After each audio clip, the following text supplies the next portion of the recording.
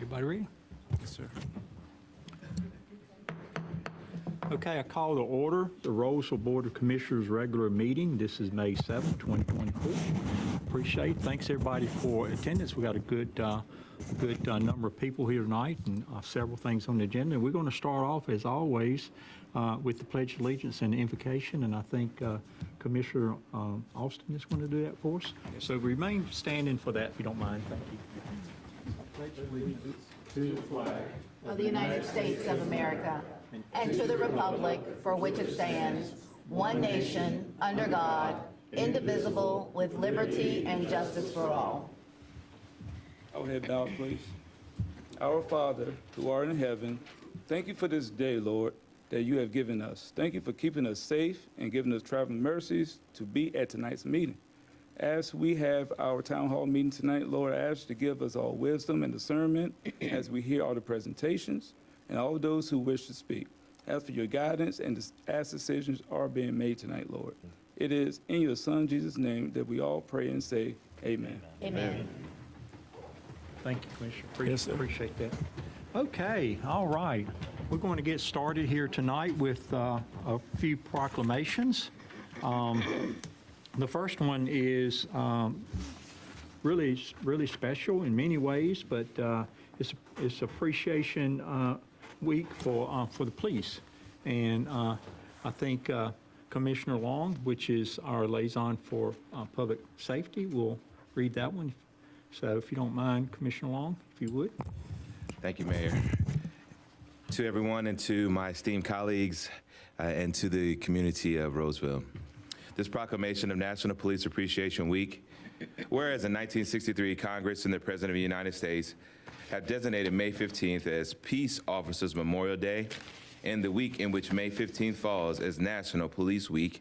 And whereas there are approximately 900,000 law enforcement officers serving across the United States, including the dedicated members of the Town of Rolesville Department, and whereas the members of the Rolesville Police Department play an essential role in safeguarding the rights and freedoms of our community, and whereas it is important that all citizens know and understand the duties, responsibilities, and sacrifices of their law enforcement agencies, and that officers of the Town of Rolesville recognize their duty to serve the people by safeguarding life and property, by protecting them against violence and disorder, and by protecting the innocent against deception and the weak against oppression, and whereas the men and women of law enforcement of the Town of Rolesville unceasingly provide a vital public service by their faithful and loyal devotion to their responsibilities, have rendered a dedicated service to this community, and in doing so, have established for themselves an inviolable and enduring reputation for preserving the right and security of all citizens.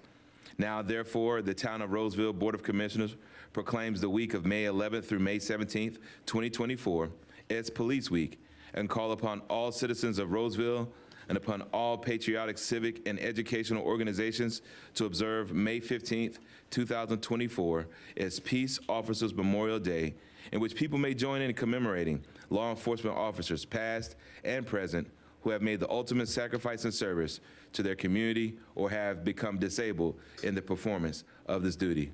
Adopted this day, the 7th of May, 2024. Mm-hmm. Thank you very much, Commissioner. Appreciate that. And this is very important. Cap, I want you to just spread the word to the department over there that we really appreciate them this week. And really, you know, it's coming off of a really bad week or so ago with the Charlotte Mecklenburg County incidents for sure. So you guys do a great job and really appreciate that, and just let them know of our appreciation. So thank you. Thank you very much. Thanks. Okay. I'm going to do the next one, which is a proclamation for National Public Works Week, May 19th through the 25th. And as well with our police department, our public works employees are very important too. And this one reads, whereas the public works professionals focus on infrastructure, facilities, and services that are of vital importance to the sustainability and resilience of the community and public health, high quality of life, and well-being of citizens of Rolesville. And whereas the facilities and services should not be provided without the dedicated efforts of public works professionals, and whereas those individuals build, operate, maintain, and administer the streets, sidewalks, stormwater infrastructure, solid waste and recycling collections, public buildings, and other structures and facilities that are vital to the citizens of Rolesville. And whereas it is interest of the public for the citizens, civic leaders, children, to continue to gain information and to understand the role the public works plays in the town of Rolesville. And whereas 2024 marks the 64th anniversary of the National Public Works Week. Therefore, the Board of Commissioners of the town of Rolesville joins the American Public Works Association, recognizing the contribution of the public works professionals to the health, safety, and quality of life in Rolesville. The Board of Commissioners also encourage all residents of Rolesville to thank the public works professionals for their continued dedication and hard work in the community. We, the Board of Commissioners of the town of Rolesville, proclaim the week of May 19th through May 25th, 2024 as the National Public Works Week. Thank the Public Works Department. Eric, I know you the lead of that department. Appreciate all the work they do. And it was just today, trash was picked up, I think, and Yes, that's correct. And also Isaac Poland is here. If you could stand. He is our public works superintendent. He is someone that I have to trick into coming to meetings like this. And because he'd much rather be out doing the things that he loves. And he recognized the importance of these venues and such, but the reality of it is that most of his work, you all don't see it. And most of the times, if you do see it, it's likely getting in your way for like 2 minutes as you drive by. But we thank these guys a lot. In the times where it gets really hot and we get to retreat inside and complain about the AC not being cold enough, these guys are battling the sun and all of the elements, and they work year-round to keep our streets, our greenways, our parks, every piece of town infrastructure that we have maintained and safe. And so we just wanted to thank them for that. I'll be finding a way to honor them on their own time and in the way they like and such. But we really do appreciate you, Isaac, and we really do appreciate the guys. And that kind of leads into the update where we received our certificate of occupancy to move into our new public works facility last week. Hooray. And so we're finishing up our last few certifications or things to get moved in, permits. And so it's basically a green light. And so there's a lot of great things coming ahead with the Public Works Department as we continue to expand and bring some of those services that we've been paying people to do internal. And y'all will hear some more about that later on in the meeting tonight. But thank you, guys. And the cornerstones of our nation's promise. And whereas, when we support small businesses, jobs are created, and local communities preserve their unique culture. And whereas, because the country's 33 million small businesses create nearly 2 out of 3 net new jobs in our economy, we cannot resolve ourselves to create jobs and spur economic growth in America without discussing ways to support our entrepreneurs. And whereas, the President of the United States has proclaimed National Small Business Week every year since 1963 to highlight the programs and services available to entrepreneurs through the United States Small Business Administration and other government agencies. And whereas, Rolesville supports and joins in this national and regional effort, along with Wake County and other communities in the Triangle region, to help America's small businesses do what they do best: grow their businesses, create jobs, and ensure that our communities remain as vibrant tomorrow as they are today. Now, therefore, I, Ronnie Curran, Mayor of the town of Rolesville, do hereby proclaim April 28th through May 4th, 2024 as Small Business Week, and encourage our citizens to shop small and support their local small businesses here in Rolesville. In witness whereof, I do hereby set my hand in cause to the seal of Rolesville to be affixed the 7th day of May 2024. thank you, April. Appreciate that. And this is, I think, all these proclamations are equal importance of what they are and what they stand for. But our small businesses, they're growing. I mean, if you just go around town, I know if you go down near Cobblestone, they have signs lined up on the fence now. I don't know if you noticed that or not, of the new businesses coming. And there's several places in town that we get new businesses, small businesses. So it's very vital. And we really are growing that perspective. But we're going to honor especially one tonight that is not new. It's been here a while, and actually it's 10 years of service to the Rolesville community. We honored them.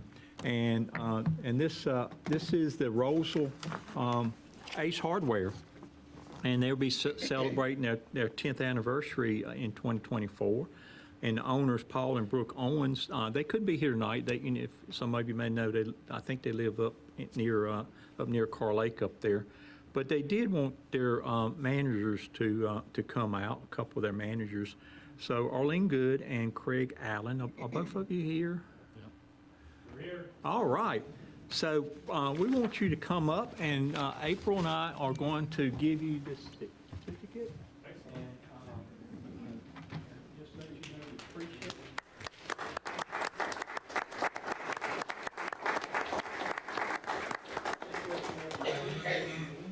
Yeah, we love being here. Yeah, we all shop.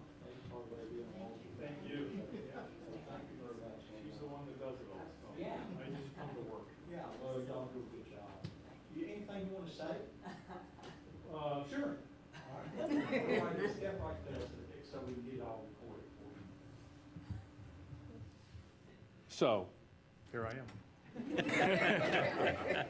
I got my golf shoes on because I put new shoes on when I got out of the car, and they were really squeaky, and I was afraid that, it would make a lot of noise. So, hopefully everybody has been in the store. We've been there for 10 years. Hopefully you've gotten good service. I know that that's what we strive for.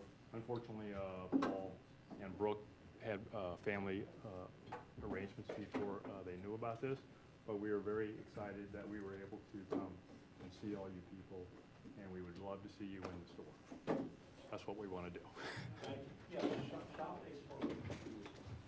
We appreciate you guys. Well, we try. So let's get the board behind you if we can. Maybe that work. Sir, you're here, and then you have to get in the middle. Okay. So y'all get in the middle and hold this.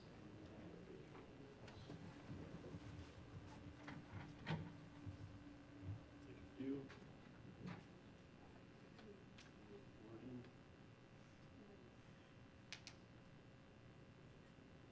One more.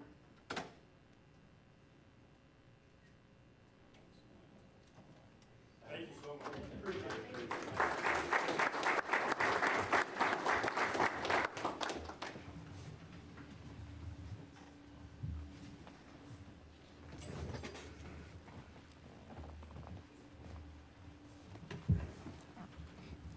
Okay, there's a couple really fun things there, so appreciate everybody participating in that for sure. Our next item is approval of the agenda. I think the commissioners have seen that, so I will entertain a motion for that. So moved. I got a motion. Second. Any other discussion? Not hearing any. All in favor say aye. Aye. Any disapprove? Not hearing any. Now the consideration of the consent agenda. As you can see, it's a few items on there. The minutes, town code amendments for noise, Walbrook multi-use path, and the waive of the alcohol restrictions for the Juneteenth event. So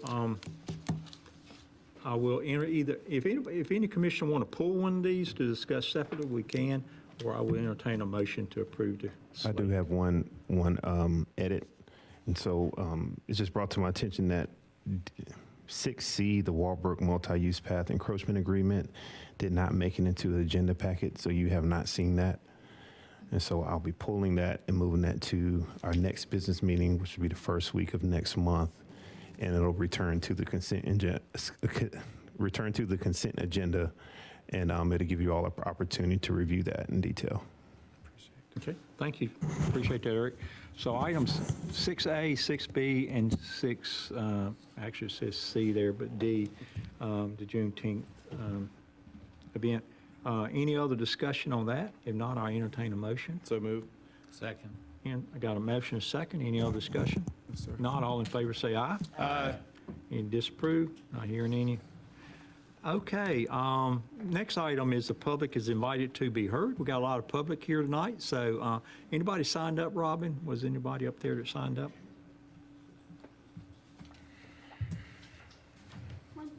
One person, okay. All right, Hemingway at Big Willow Way. Come on up. State your name for the record, and it says here 437. That's correct. Hiram Hemingway. Sorry, I almost said Your Honor. I'm Thank used you. to talking to judges. I just wanted to, it's my understanding that with what just occurred, the board has adopted the proposed amendments to the noise ordinance. And I just want to express my appreciation for the board, for the Board of Commissioners taking this issue up and considering it and making these updates. It's very important to me and my family, and my neighborhood has had several issues and frustrations with the prior ordinance, which based on the drafting of that simply didn't provide enforceable standards for certain noises during the day. And I know many people will be grateful that now there will be an objective, reasonable standard that will apply to all sounds at all times. And that brings a lot of peace to me and others, and I just am grateful that the First Amendment exists and protects our right to petition the government for redress, and that I feel heard, and I know others in my community will be very grateful. So thank you. Very welcome, sir. Thank you, Mr. Hemingway. Appreciate that. Thank you for the kind comments. And I think the big appreciation goes to the attorney. I think the attorney worked pretty hard on that noise ordinance. And the police department and Commissioner Paul and Mr. Hemingway all talking about that and getting us to some final language. Yeah, thank you. It's a tricky little subject, ain't it? There are many elements to the First Amendment. It is. So thank you. Appreciate that. Thank you for coming out. We do have a little time, so does anybody else want to have 3 minutes for public comment? You're welcome. Going once, twice. All right, we'll move on then. Town Board Liaison Reports. We'll start with Commissioner Austin, Veterans. All righty. Good evening, board. Good evening, everyone. Good evening, good evening. May 7, 2024, Veterans Report. Since it was designated by Congress in 1999, May is Military Appreciation Month, a time to honor and recognize the contributions and sacrifices of all our men and women who have served the United States Armed Forces. Therefore, the Rolesville Chamber of Commerce will be having a Military Appreciation Luncheon on May 14th at 1100 hours at Arise Co-working.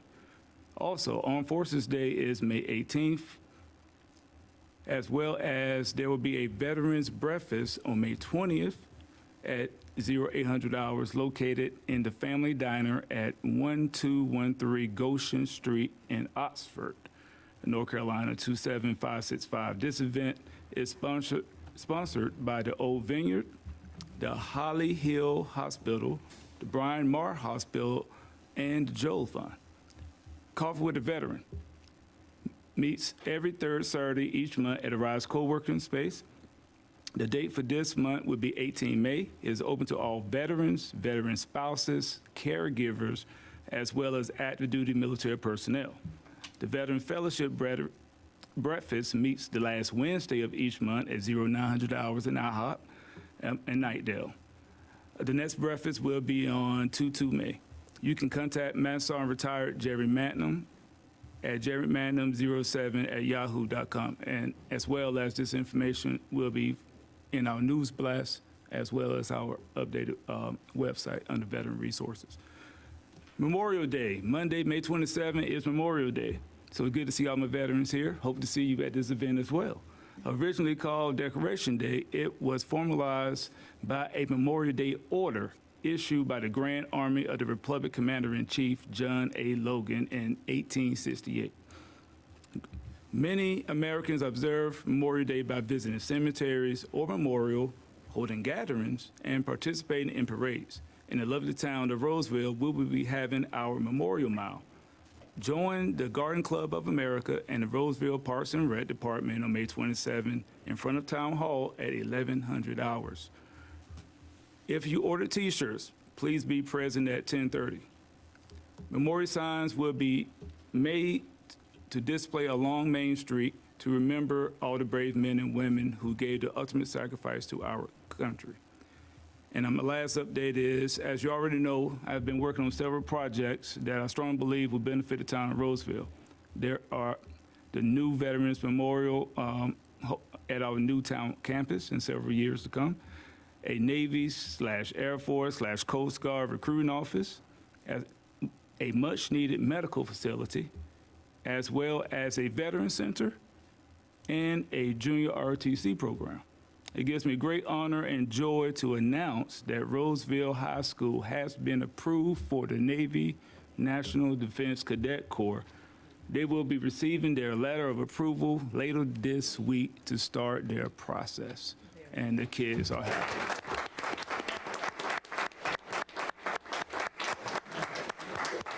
Good job.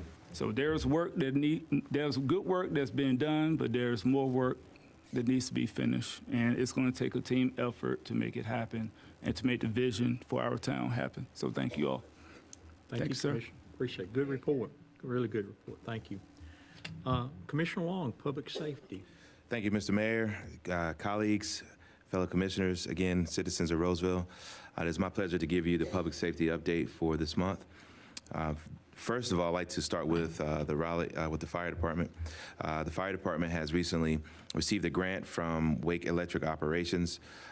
This grant was to supply more funding to the operational expenditures of the Rolesville Fire Department. It is a very huge grant in terms of opportunity. The grant amount wasn't so much, but very rarely do volunteer fire departments get this sizable grant in general. So I want to congratulate them. That happened on Thursday the 2nd. Also, they had a program that I'm not sure was well advertised. It was the Light the Night from May 1st through May 5th. It was a shout out to those who have fallen firefighters foundation. It was a time to reflect and also honor them. As you already know, we are continuing forward on our unification.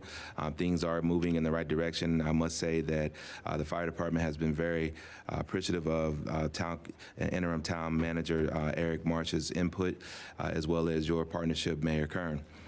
In addition to that, finally, with the public safety report would be the police department.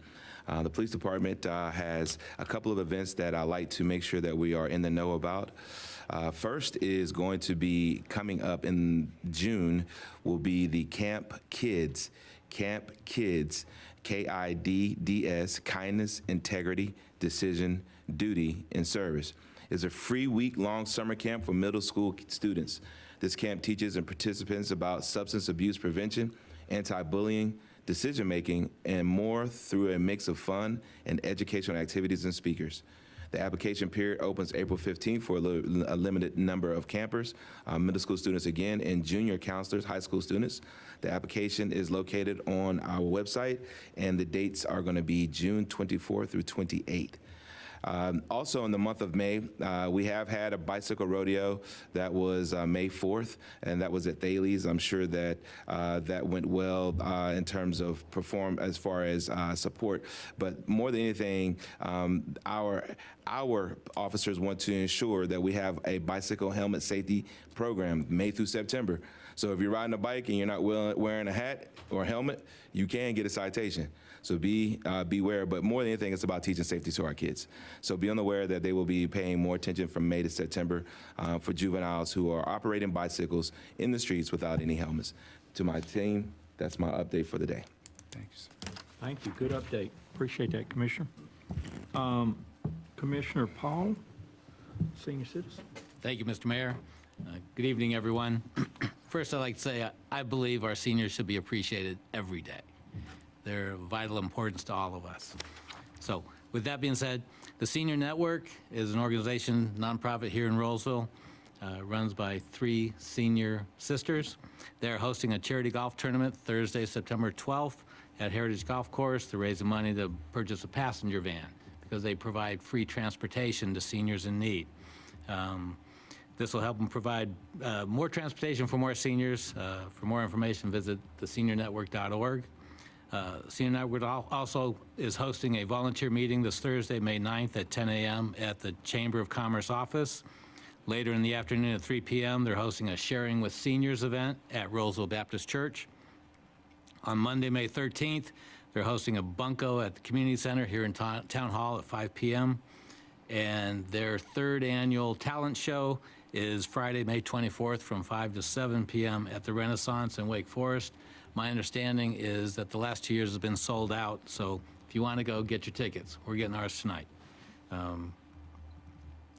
Sing is another organization here. They're hosting a Caregiver Senior Expo at the Wake Forest Senior Center on Saturday, June 8th. And our own town Parks and Rec department is hosting Senior Bingo, which is senior specific, on May 8th, May 15th, May 29th. A new development is being proposed on the Merritt Farm property on Rolesville Road. It's a senior community of approximately 546 units. Of that, 125 are townhomes, and the rest are single-family units. 3 different sized lots and a variety of models are being provided to offer different price points. More information will be available as this project moves forward. Another project that we approved last year, known as Arden, which was a senior living facility to be built on Burlington Mills, is not going to happen. They let the purchase agreement for the property lapse. So as we learn more information on that, we'll pass that on. And then finally, I mentioned before that a senior affordable housing project is being discussed with the town. A meeting has been requested between the developer and our planning staff, and as this project progresses, I will provide more information. Thank you very much, Mr. Mayor. Thank you. Good report, appreciate it. Mayor Pro Tem Sneed, Planning Board, anything to report? All right. We had our last meeting on April 22nd. It was a short meeting, short but sweet. Our planning director, Meredith Gruber, gave a report on the previous planning board recommendations, which was Hills at Harris Creek and 111, 113, and 115 West Young, which we'll talk about and discuss tonight. And then there's the other business that was discussed was the development planning flow work chart. Development planning flow chart. That is being worked on by Tanner, one of the new employees at the town of town of Rolesville, and he is doing an amazing job. That's going to be a tool that's beneficial for us as a board, but also the residents once it's launched. More to come. I'm excited about it. It's going to be a very, very good thing in addition to our website for us here in Rolesville. And we had our attorney's report, and she gave an update letting us know that the planning board bylaws and procedures are still being worked on, and hopefully will come to us soon, within the next couple of months, I believe. And so I'm excited about that. That will help to give the planning board a little bit more direction and a little bit more focus. And so that'll be a great thing for our planning board. And finally, we had a presentation proposal from Derek Verstegen. I believe I'm saying that right. Forgive me, Derek, if it's not correct. And he just wanted to get the planning board's input on a proposal that he's put together for the downtown district. So if you're interested in seeing that, you can view that at our last planning board meeting on April 22nd. Our next board meeting will be on May 28th, the day after Memorial Day. And that's my report. Thank you, appreciate that, Commissioner. And then Paul Vilga, Parks and Recreation Advisory Board liaison. Yeah, we had a meeting on the 24th, discussed applying for an accessibility for parks grant. Also discussed community project funding we received from Main Street Park and what we'll use that funding for to update Main Street Park. Talked about the tree board and looking to possibly make that as a subset of our regular board, Parks and Rec Advisory Board. And also talked about special event input from the board, the Parks and Rec Advisory Board, but also would like to ask the public if there's any kind of events you'd like to see in town, something unique maybe that you're thinking about.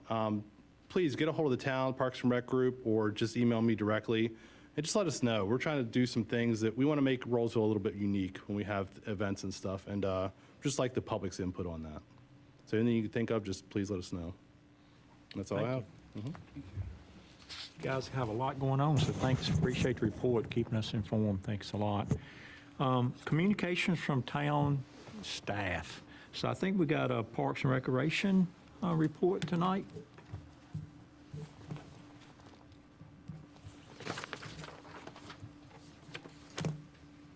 Good morning, Mayor. Good morning, Commissioner. Come to you tonight before Parks and Recreation. I do not have no on video, so don't know if I got to worry about that. No, I know. Yeah, I know, right? But just going to tell you a little bit about what we have going on. And like I said, I've noticed that I heard a lot of other different other boards, members, commissioners were talking about what they were doing with Parks and Rec. As you can see, Parks and Rec is spread out throughout all different ones we're helping and different things and different other scenarios that we're helping in.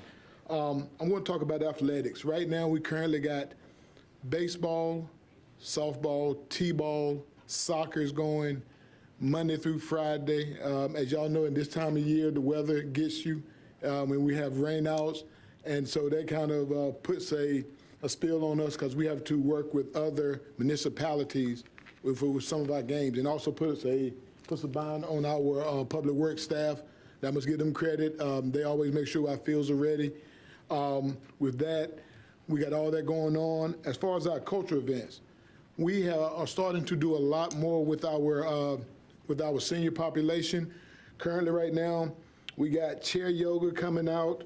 We doing painting with pizzazz. We also doing some trips that are coming up. We're doing a senior day at Triangle Town Center. We do that every third Friday. They also planning a trip to the State Fair.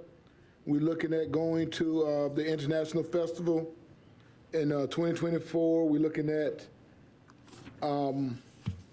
the one that I think I'm going to go to is the casino trip that they're going to do up to Danville. We're scheduling a trip up to Danville for them. And we're also doing the North Carolina Chinese Land Festival at Cocoa Booth. So we are doing a lot of more things with our seniors. We're starting to buy some apparatus for our van that we currently have so that they can have easier access to get into the van, because that is one of our biggest hiccups that we are seeing now, just the transportation. So our van can only hold, comfortably, we're saying with a driver and one more of our staff, we can take 10 people with us. So we are trying to make that as best as we can. Special events. We just had a Arbor Day event out here at Main Street Park. We planted, I want to say it was 8 trees. We did 8 trees out there. We had a bunch of family out there. They painted some bird houses, butterfly houses. We handed out information. Rolesville Middle School came out as well and set up a table and to give out information. Next thing we got coming up, Memorial Mile, right here at the at Town Hall. Next we have on June 15th, we're going to be having our Juneteenth event out at Millbridge Nature Park. Right now, we're still taking in vendors. We're almost about set with our vendors. All of our artists have been locked in and booked in. So we have an array of artists. We're going to have some spoken word. We're going to have the Whistler. If you know of him, the Whistler will be there. We're going to have one of my favorite, Tish Songbird. She's going to be our main event singer there. We're going to have a whole lot of different vendors. So it's going to be a great event. We're going to have food trucks. We're going to have bounce house. So we're going to make it a whole family event on June 15th for Juneteenth. Next, I want to talk about some of our CIP projects that we have going on. Currently still, we're at the farm. We're still waiting on DOT to actually sign off so we can go ahead and put out the bid so that we can build those driveways. So once we get them driveways built, we can start activating the farm. So right now, we just sitting back waiting on DOT to give us the final on that. Millbridge Nature Park, we have applied for the Accessible for Park grant. That was turned in on May 1st. So that's a process that we had to go through. We won't hear nothing back on that until September, October, if we were to receive the grant. But that way, we are looking to change that area out there at Millbridge, change the seating, make it where people with disabilities can roll up with wheelchairs, make everything more accessible for everybody, as well as just the whole design of it, make it better. And last but not least, we have finished the outdoor museum station that was completed at the end of May, and that's at Main Street Park. When you're going, making that walk around and right by the big rock, there's a slab there. Right now, we're in the process of putting in the bike rack, the benches and stuff like that. So hopefully we'll have that in the next week or so, all that stuff installed. And just let everybody know, right now, we are doing a lot of talking with different businesses and organizations to develop some partnerships. We're trying to do some partnerships for certain things that we actually don't have access to, that we can have access to use, maybe for some pickleball, some gyms, or either some meeting space. So we are working with other different groups and organizations to hopefully build a partnership so that we don't have to, since we don't have the facilities, we can partner with somebody else and use theirs.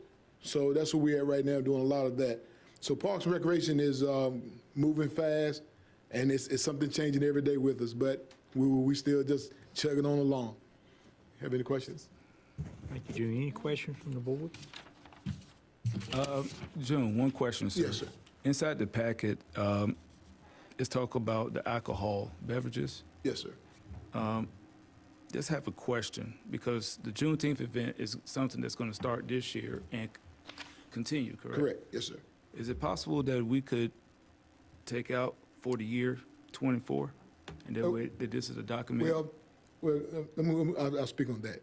So we actually had did one for all of our events for the year 2024 earlier, and then once we started the Juneteenth event, we started fine tuning it. So it was after we had submitted one that we did earlier. We did the other one back in November. Okay. And so next year when we do it, we'll go ahead and have Juneteenth in there with all the other ones. Our music at Millbridge. Yes, sir. Fall Fun Fest, July 4th. So it'll be all within that one packet next year. But what happened was we had submitted that back in November, and then we had to come back and put it back in for Juneteenth. Understood, sir. Thank you. Okay. Thanks for explaining that, June. Okay. All right, Good thank you. question, though. Anybody, anything else? Thank you, June. Appreciate it. Thank you. Thanks a lot. Great report. Great report.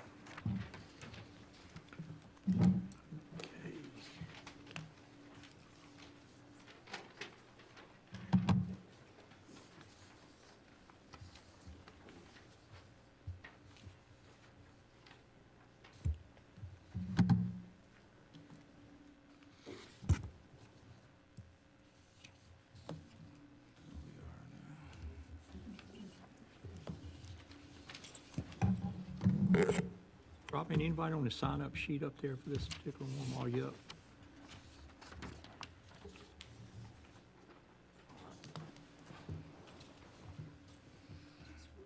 All right, thank you.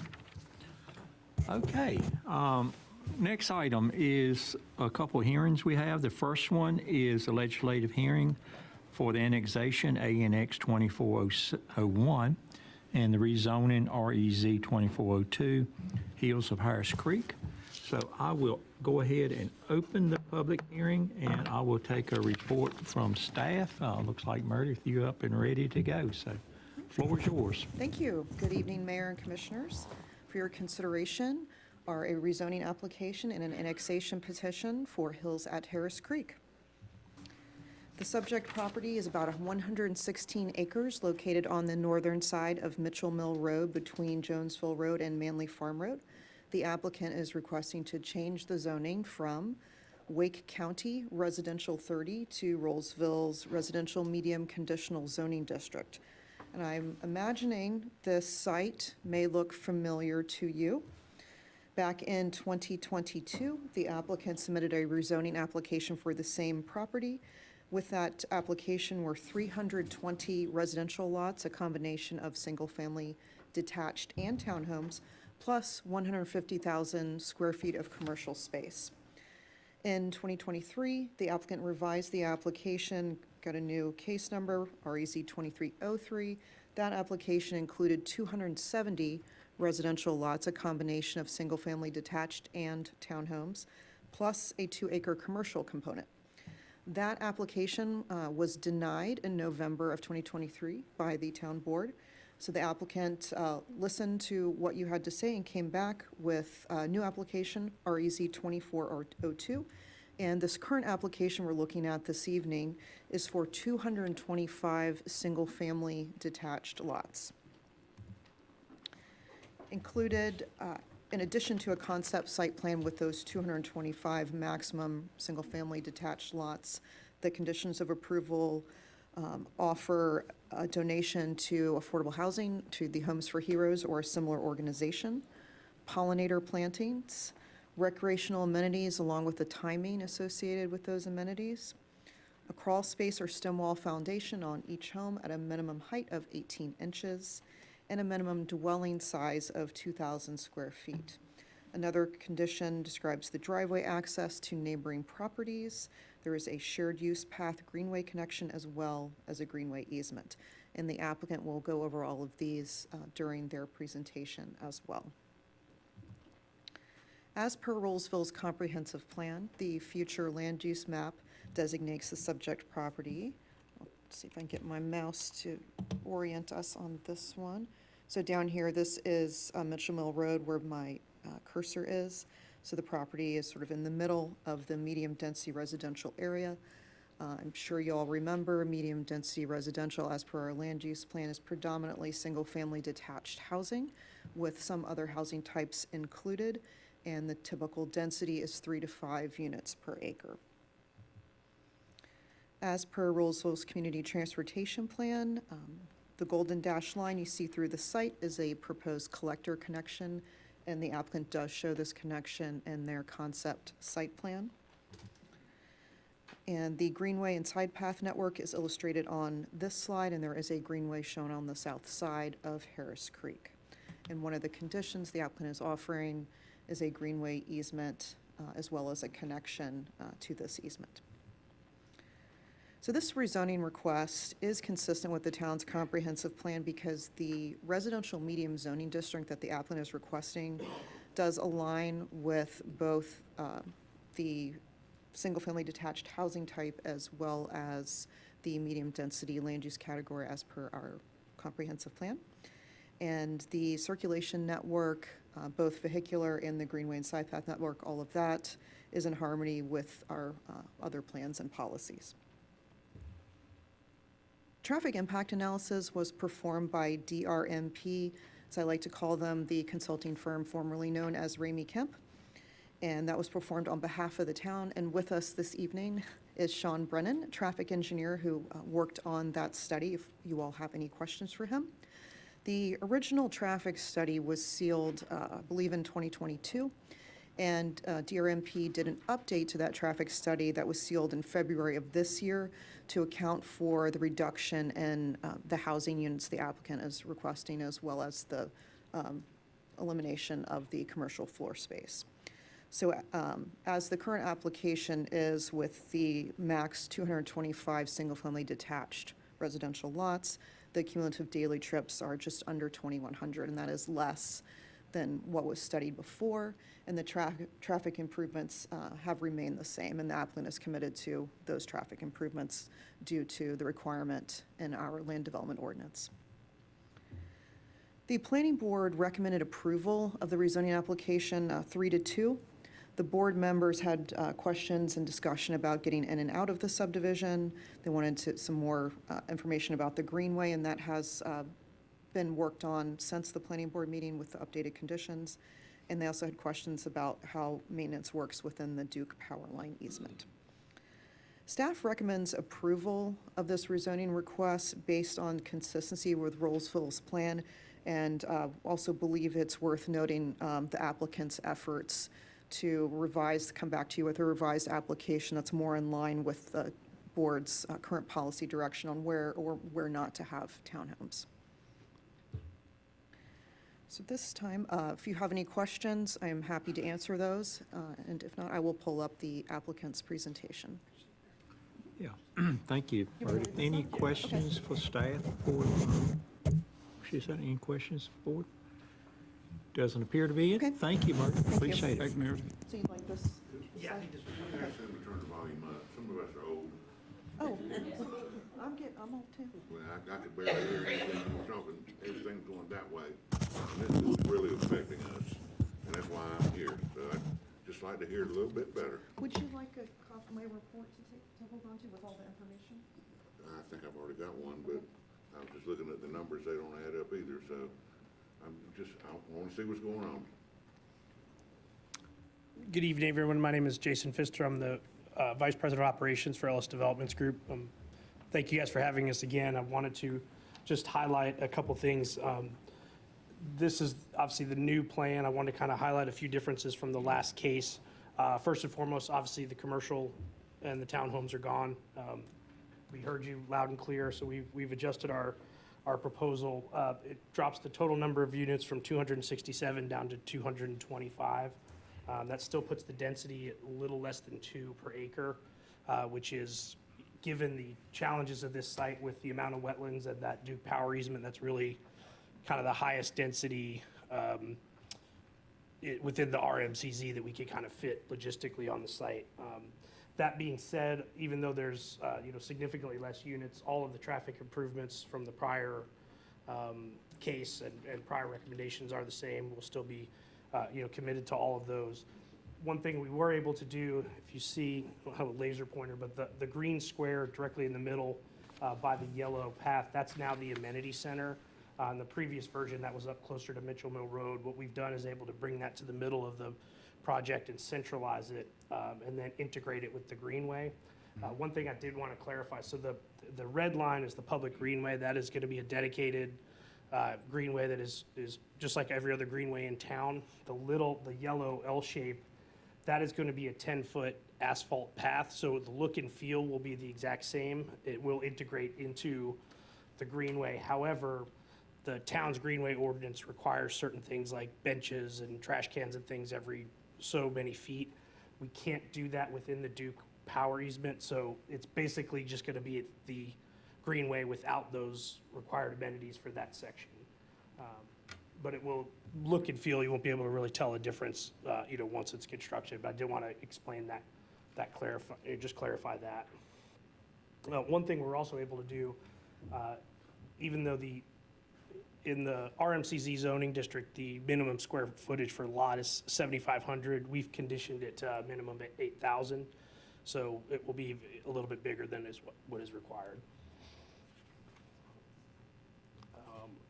With that, I don't really have any other, I can go through the other slides. It's pretty much the same.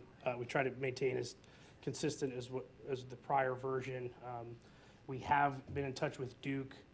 You can see on the shaded area there next to the green, that's a 4-acre pollinator garden. We've had a call with Duke yesterday and provided Meredith a letter. They've signed off on the plan to allow that. They've also, if the future HOA wanted to increase the size of that pollinator garden, they're okay with that as long as you meet their plans. They've also approved all the crossings and approved the distances from their, what they call the lattice towers to the roads. So this design at this stage is in compliance with Duke requirements and integrates well with the power easement. Sir, got a question for you. With that pollinator garden being there, who's going to maintain the maintenance of that? It will be maintained by the HOA. It's pretty low maintenance, other than, really the maintenance is the planting, and it's supposed to be, natural, kind of undisturbed. And Duke actually kind of likes it because if you plant it correctly, it cuts down the number of tree seedlings that can grow. So it actually maintains their easement. It kind of cuts down on their work. If they do have to come in and do substantial work, it's pretty clear they can mow the whole thing, and then you'll kind of have to restart over. But it's a pretty low capital investment and really not a significant maintenance burden, particularly when you get the benefits to the aesthetic benefits and also the benefits to the wildlife. Okay, thank you. Other than that, oh, the one other thing I wanted to mention, so the public greenway, you can see, one of the things that came up, the questions at the planning board about the loop. The planning board asked if there was a way to connect the back end of the greenway there. We're going to dedicate an easement to the town to connect that in the future if the town so chooses. That was what we were asked to do. It's frankly pretty problematic from a logistical standpoint because that is all very sensitive wetlands. And even if you got past that point, you'd have to put in a boardwalk bridge to get over the Duke power easement, and they currently don't allow boardwalk construction. So you guys might in the future have more say with convincing Duke to do that than I would, but that just kind of explains why that's not on the plans now, but it will be dedicated for the town in the future.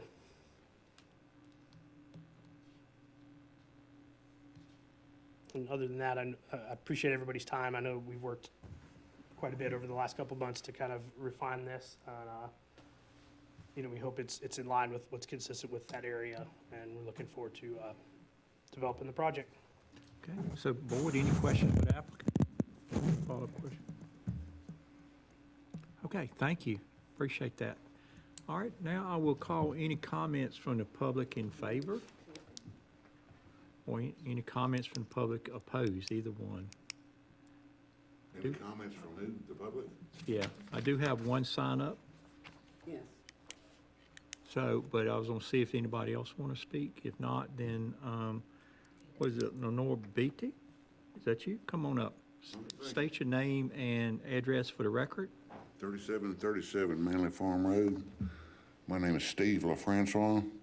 I have been living there for almost 30 years. I'll give you a quick little scenario. Dog wakes me up early in the morning, get up, let her out do her business, get my coffee going, step out on my back deck, looking at all these woods that have been there. They've been cut over, still beautiful. Deer running around. Every 2.5 weeks, flock of turkey will come through. There's squirrels, there's rabbits. Life is good. Smell of coffee brewing, and life is good. This is putting, I understand everybody has to live somewhere, and the town has to grow to keep its coffers full, but this is a lot of houses where there's been none for a long time. Long time. There's a lot of rock back there. There's power lines. A lot of people just aren't real happy with it. But, like my old man told me 55 years ago, boy, if you want to be in charge of it, buy it. I can't afford it. I just wish y'all would sit down and think, if you would have this in your backyard, then fine. The least amount possible is fine with me. But if you'd have this in your backyard, go for it. And I'll make arrangements to either move to the mountains, sell my stuff. I'm sure y'all won't mind having one happy customer leave, but it's just a little too much. After 30 years, I've kind of grown accustomed to it. Enough said. Thank you for your time. Thank you, Mr. Francis. Appreciate that. Then I got one other, I think, signed up. Is it BT? What's the, yes, BT? I think y'all are neighbors, right? How did you guess that? I came in the vehicle that he belongs to. Mine is a 1981, or 91, excuse me, Ford Ranger. It's rust and green, and rust is not the color, but I'm still driving it at 90. So now you got the lowdown on Lee Beatty. I belong to a lot of these people out here that I see faces I know. I see them on the road regularly. But I'm here to talk about something that we don't really know about because it hasn't been vocalized to us, given us the directions and so forth. Back at the beginning of this, I got a little notation from somebody that said that when we get into closer to doing dynamiting, did you hear that word? To get rid of the rock that we sit on, which is granite, that runs all the way from Cary back through to the quarry here. And the quarry was popped for 8 hours of pumping per day. And then they used the quarry for the rock underneath it to put on the roads in North Carolina. And it was of such poor quality, we couldn't use it. but it seemed to be satisfactory some years ago to use it as a dump site for medical waste. And then it came up that how are you going to maintain that? And we survived, and they moved their little waste project somewhere else. So we've been through some things here in Rolesville, as you know. And I thank the police department for what they do for me, and the town managers here, and what you do for us to keep us alive and going and growing, which is, I know, important. But that dynamite bothers me because I was brought to the attention because I called my homeowner's insurance. It seems that when the 100-year flood came in, and you may not survive the next one because it's going to be a ways off, I got 5.5 inches of water in my basement. And so we were down there with our vacuum cleaners and so forth, trying to clean it up and clean up the stuff because my husband read it incessantly. So a lot of magazines and so forth were lost in that flood. We had to get them out of there. They weren't going to dry. So we have done a lot with the basement. And I put in a sump pump because I didn't want to go through that again in case, the good Lord willing, and the creek don't rise again. I won't have that 100-year flood to go through again. And I did what I was supposed to do with that. I paid for having that pump put in, and it's a good thing I did. But on the other hand, I've been noticing some little cracks in the basement. Now, they're little minuscule cracks. They're not great big ones at all. But if you leave them, they're going to grow. So I called to get the engineer to come out there and give me, because I am required to do that, because I own property on Manley Farm Road, and you're going to be dynamiting. And I have to have proof that the walls are not leaning in on one side of my house that needs what I call rebar, but it's the kind that goes in both places, the ceiling and the bottom, to stabilize that wall. It's off a little bit, not much. I don't have to deal with that right now, but the cracks in the floor I am.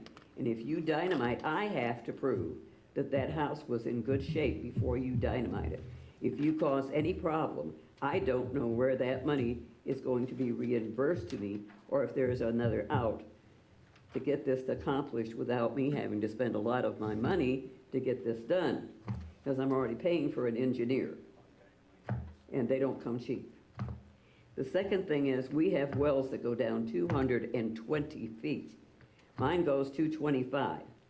If you cut off the water supply by hitting the vein, by moving that rock underneath the earth, and I don't have any water, what is my recourse to prove that that well is in good shape beforehand? And do I have to do that as well?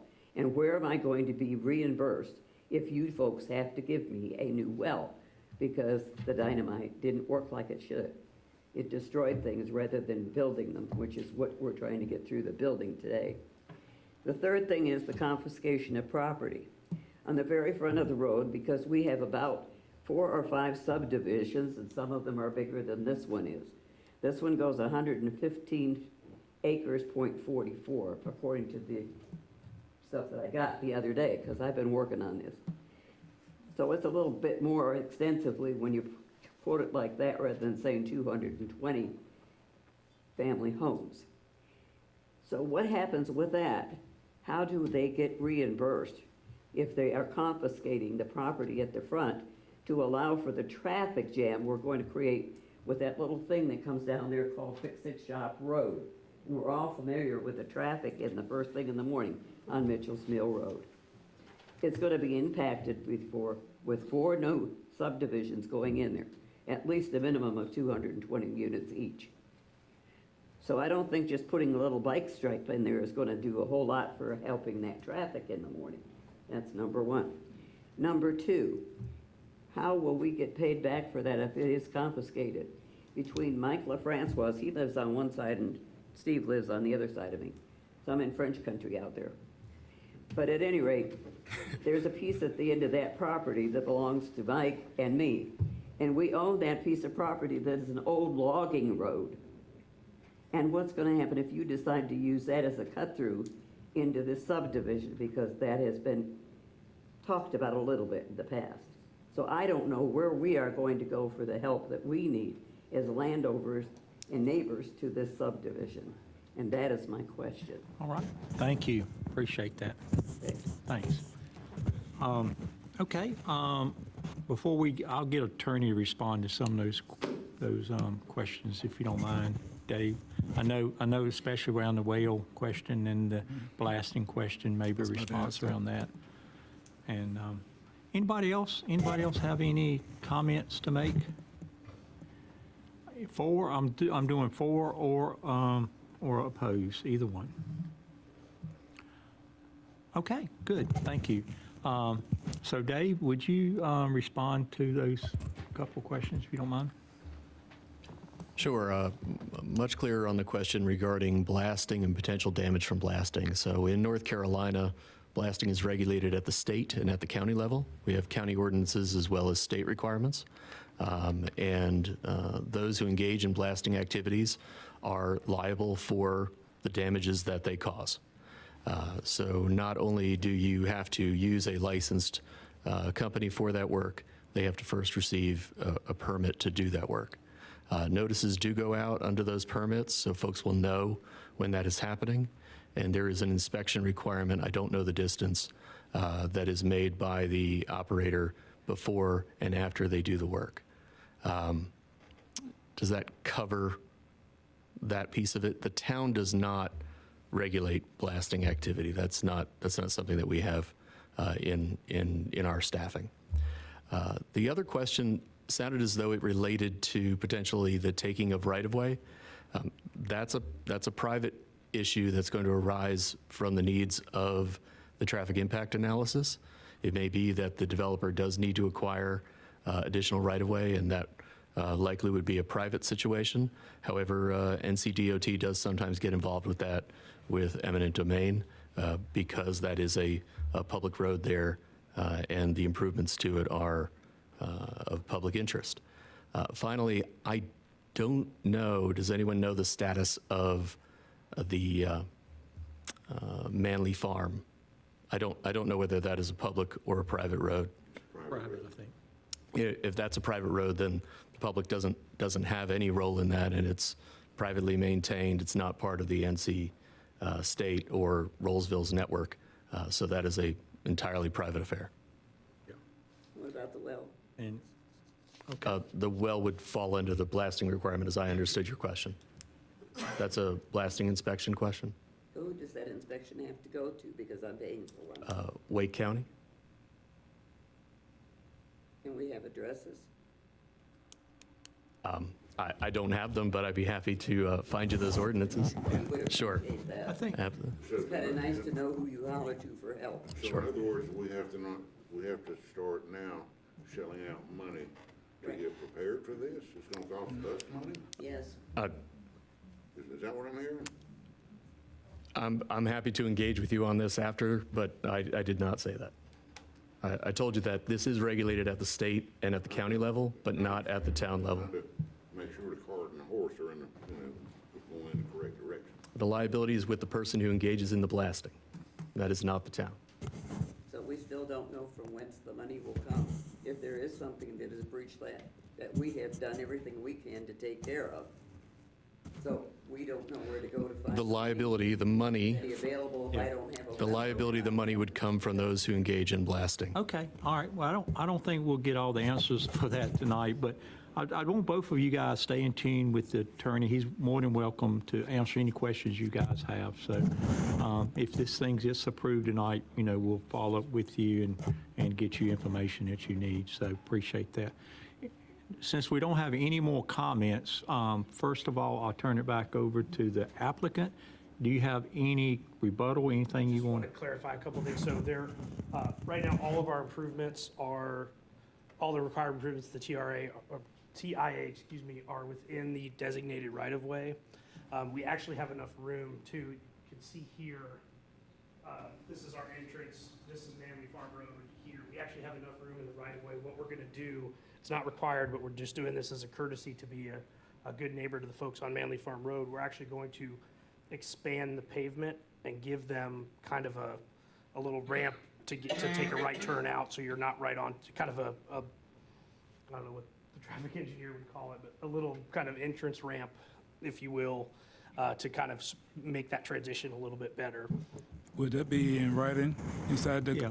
conditions, right? It will be, it's not a condition, but it's on the, it will be on the construction drawings that are that are being worked on. And you've been in conversation with the property owner on that? We did try to get a bigger easement from the gentleman, I think his last name is Jones. Yeah, Spence Jones. Spence Jones of the Priest property at the front. Yeah, we attempted to get an easement there to make, even improve that more, but he was not interested in that. Is there another slide, sir, that you can show the way that the public can see those two private easements? Because I see it inside my packet, but I don't know if. Are you talking about the two driveways? Yes. Yeah, let me see if I can.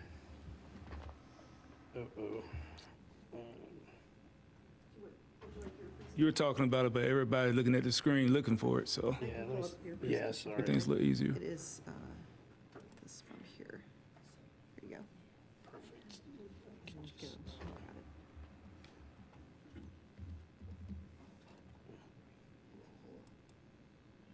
Yeah, if you see here, so on the little kind of L shape up at the top, Rock Farm Road right now is, there's two houses. Mr. Watkins, who owns this, one of the owners of the property, Mr. Sewell next to him, there's two houses that are served by Rock Farm Road, which is a private, it's technically a road, it's got a street sign, but it's really a private driveway.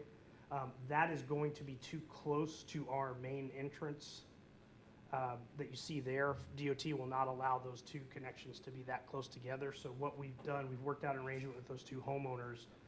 We are going to, Rock Farm Road will be removed, and then there'll be two private driveways coming down. You can see the kind of two green strips coming down from there, and then they'll use, so they're gonna drive kind of through our neighborhood to get out.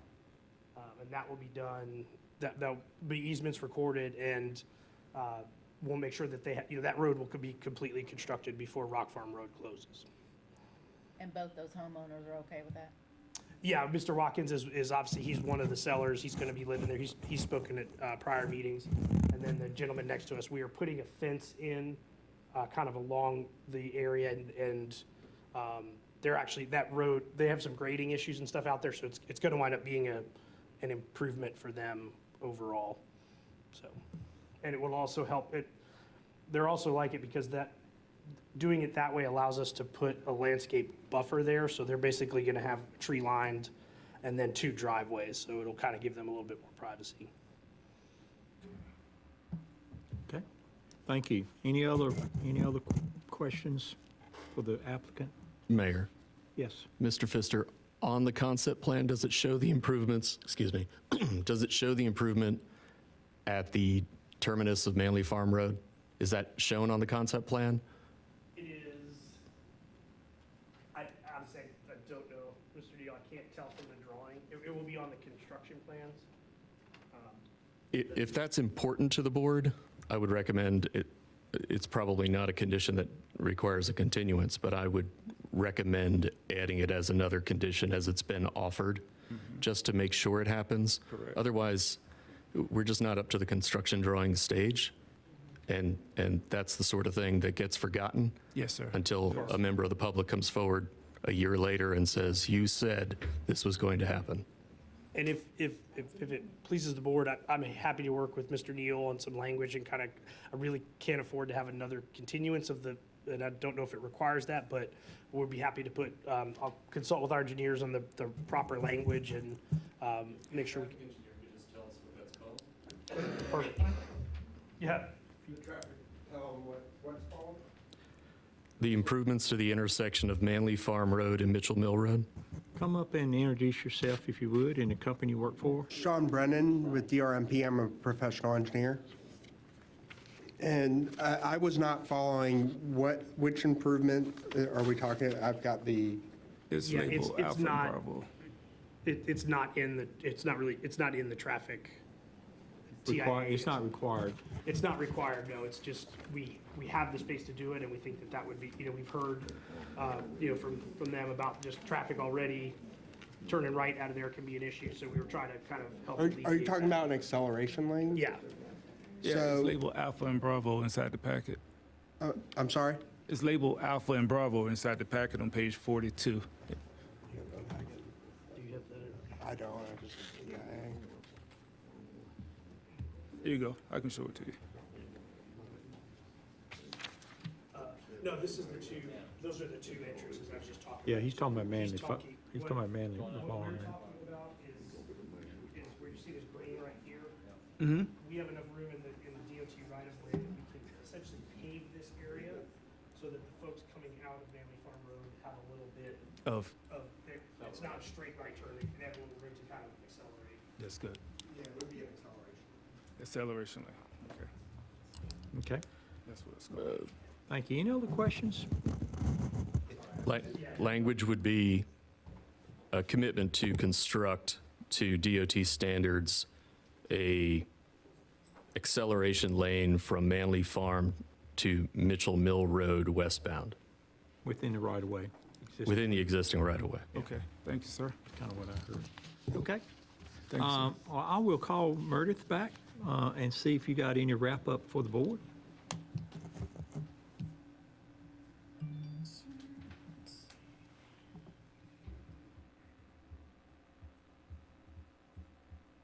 Sir, I'd just like to put up the proposed motion slide for your reference. Can't hear you back here.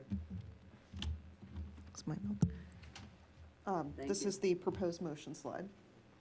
Okay. Thank you. Any questions for staff before I dismiss her? No, thank you. Okay. Any questions for anyone present in the the audience here, or, because I'm going to close the public hearing, then it's going to leave it up to the board. Okay. At this time, I close the public hearing. Board, I will turn it over to you to make a decision on this. The planning staff has provided the motions there, so it's all yours. Mr. Mayor, I move to approve rezoning request REZ-24-02, Hills of Harris Creek, with the included conditions of approval and concept site plan. And add the one, attorney. Add the one by the attorney, yes. You want to state that again for the record, what you wrote? I would prefer not to, because I really feel like I knocked it out of the park the first time. And it has been recorded on YouTube, so I'm just going to transcribe it.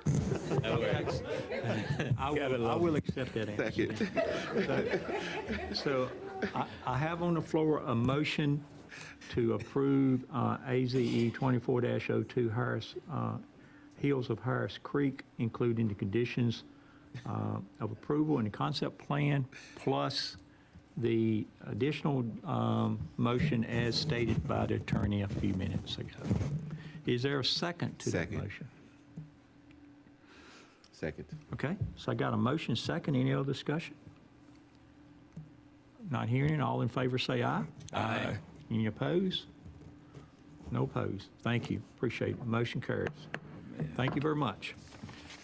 Thanks, everybody, for coming out. Which zoning was approved? Yeah, we got to do that now. So thank you very much. Appreciate that, board. Now, follow-up motion? I hear a follow-up motion? Sure.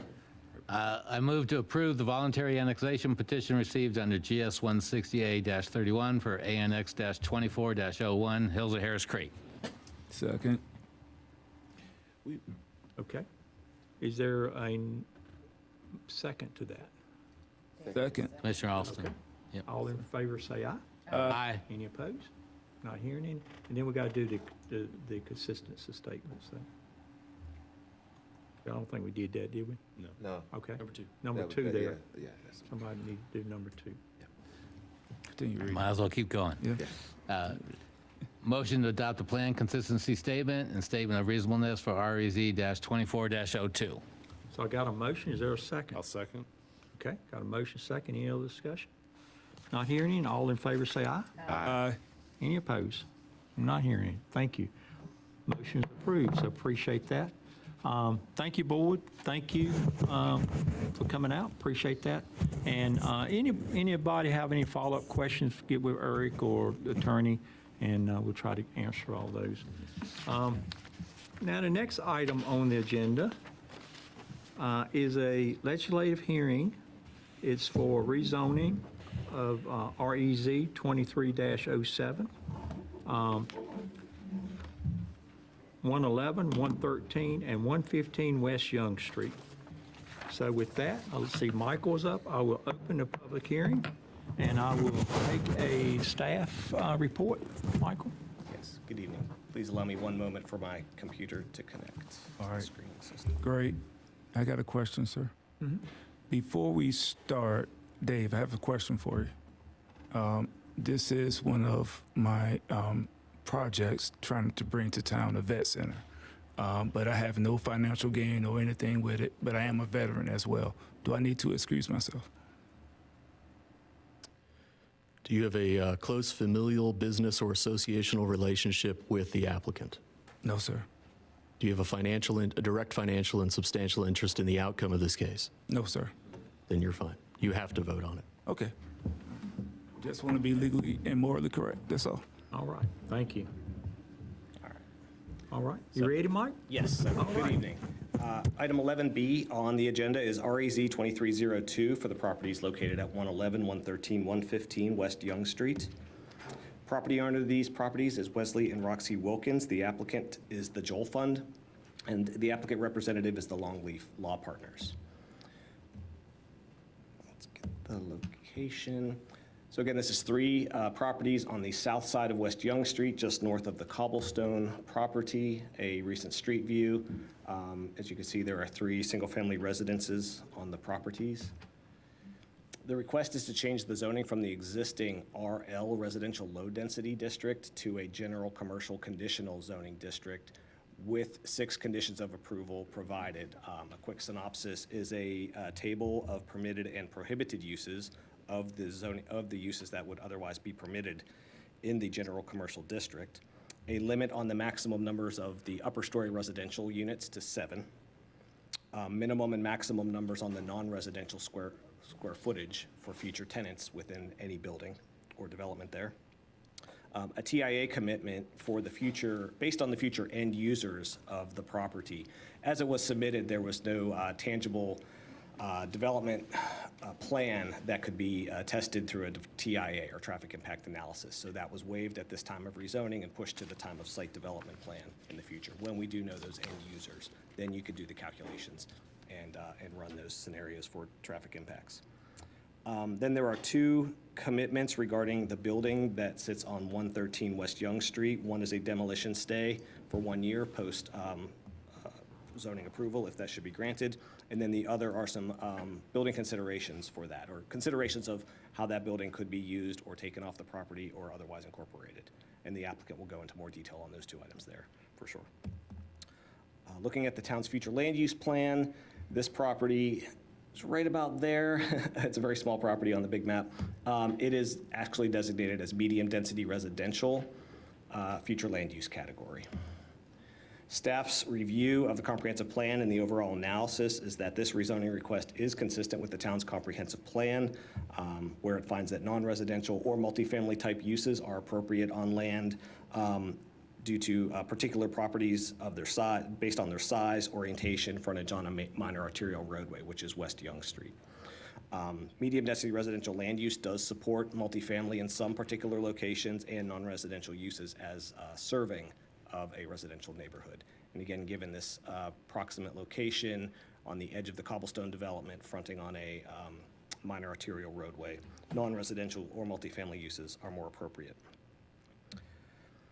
As I mentioned earlier, traffic impact, the TIA standard, which is usually coming with a rezoning application, was waived to a future site development plan step due to the lack of computable end users or square footage users.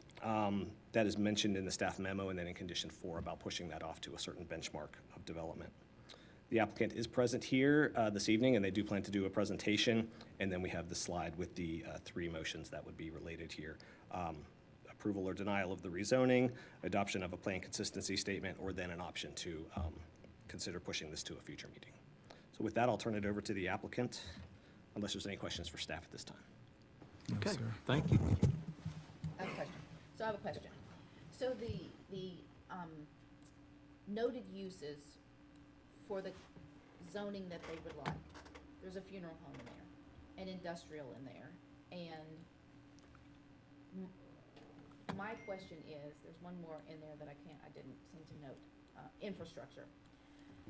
So my question is, can those be specifically written out of this piece of land? Absolutely. Any use could be moved from the permitted use list, the top table, to the lower. Okay, They all start at the top, and then the applicant has chosen to move certain numbers of uses to the prohibited voluntarily. my concern with the funeral home is cobblestone is there, community events will be there. I don't know how well that would be with the funeral in the vicinity, if eventually the land was zoned for, a funeral home wanted to move there. And for industrial and infrastructure, what exactly does that mean? I would have to look specifically at that use and to see what would be captured in there. There's always a more explanatory definition or description of the use. I can look at that while the applicant gives a presentation. If you would do that, please, And because answer back, yeah. I have what, I can interpret that, and I don't know if that would look aesthetically pleasing right there at the, Sure, and Madam Commissioner, the staff report for the industrial lists only artisanal manufacturing, and for infrastructure lists minor utility, major utility, minor transportation installation, and water storage tank. okay, that's the one that got me, the water storage tank, and, I'll bet you they'll get rid of that. artisanal, what was it? I don't know what that is. And I will admit, I did not look it up. artisanal manufacturing would be, say, a pottery, someone making pottery, or stained glass. That's good, that's a Something good one. along those lines is generally The considered. funeral home and the infrastructure, I don't think would be appropriate at that spot. The infrastructure is a category, not a particular use, I believe. And Mr. Neal, if you're looking at the table. Let's take that category. I'm looking at your uses, turn sideways. Yeah. I will look into that as the applicant gives a presentation. Get back to you. Okay, good question. Anything else? Anything on that end, this end? Okay. All right. Now we will hear if the applicant, do you have a presentation or a report to give? Come up if you would, for the record, state your name, address, where you live. Oh, we lost, sorry. Lost connection.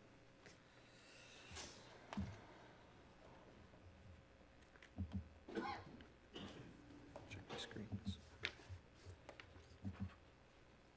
There we go. Awesome, thank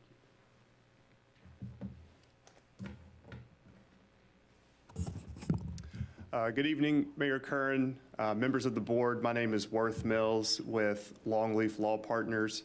My address is 4509 Creedmoor Road, Suite 302 in Raleigh, 27612. I'm joined by Brooke Dickhart, who is the founder and the executive director of the Joel Fund, which is a nonprofit organization based in Wake County that is serving veterans to reconnect them to life at home. We're very excited to be before you this evening and to share Brooks and the Joel Fund's vision for this site and the steps that we have taken to make sure that this is as successful as possible. Before I begin, just a show of hands, who is here to support the Joel Fund or this project? And I really appreciate everybody coming out. That means a lot. So as Michael mentioned, the Joel Fund is looking to rezone 3 properties at 111, 113, and 115 West Young Street, and to rezone those from residential low density to a general commercial conditional zoning district. And the zoning would facilitate a meeting and living space for veterans with an emphasis on art and sort of that maker space type of use as a way to, as we said, reconnect into life back at home. The living spaces would be upper story units. That's the only residential that is permitted in the general commercial zoning district.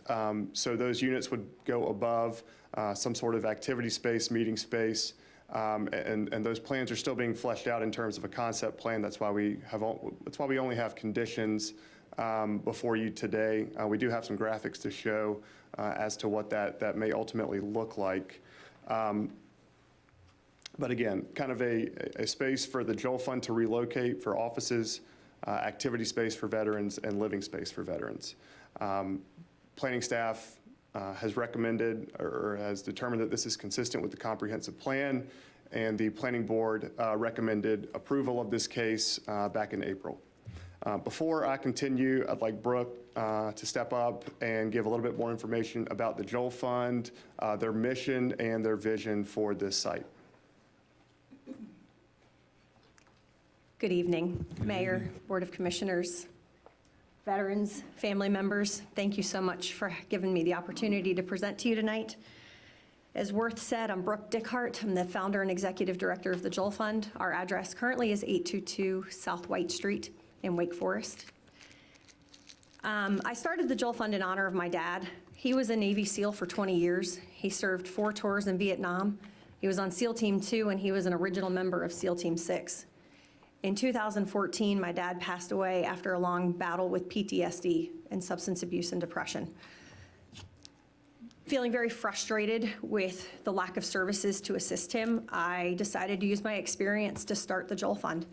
Never in a million years did I think I'd be standing here talking to you about 1.57 acres for the Joel Center. Our mission, as Worth said, is to reconnect veterans to life at home. We use the power of community to engage, educate, and encourage veterans and their families. And to accomplish our mission, we run programs that focus on community and resiliency. These programs are Operation Art, Operation Connect, and Operation Furnish. I'd like to mention that there was a report in the Vision 6 Stakeholder Symposium from 2022 that our region will continue to see an increase in VA enrollees through 2040. North Carolina's local resources can't meet the needs of this growing population of veterans. The Joel Fund believes in filling these gaps and making a difference one veteran at a time. There are no other organizations in our state offering services like we do, and due to our approach to service and the increase of veterans in North Carolina, the Joel Fund continues to grow year over year. In order to keep up with this pace and to make a meaningful impact on this underserved community, we are looking to build the Joel Center. This project includes the renovation of an existing dwelling on the property to convert it to commercial space and the construction of a new 5,000 square foot building. The first floor of this building will be a hub for veterans and their families to access various resources, support services, and social activities. The second floor will be funded and completed at a later date, but will be comprised of accessible apartments for veterans in need. One thing that came up in our planning meeting that I would like to address, someone asked about how the community can be involved in something like this. I think it's so important to mention that the Joel Center can serve as a vital support system for veterans while also enriching the local community by fostering a sense of unity, promoting economic activity, and raising awareness about veterans' needs and experiences. We plan to have an art gallery for our art students that will be open to the public. This would allow people to come in and see the space, and the hope is that we do it in the old home at 113. We have currently been working with the State Preservation Office we submitted the application to be on the study list, and I'm meeting on Friday with Sarah Woodard to go through the property. And our hope is to make that our art studio eventually, and then have this old home, part of Rolesville history, to be open to the public to both see the old home and to learn about it, but then to also learn about the art program and how we help veterans in this community. So I think that is all that I have for right now. So I will turn it back over to Worth. So thank you. Great job.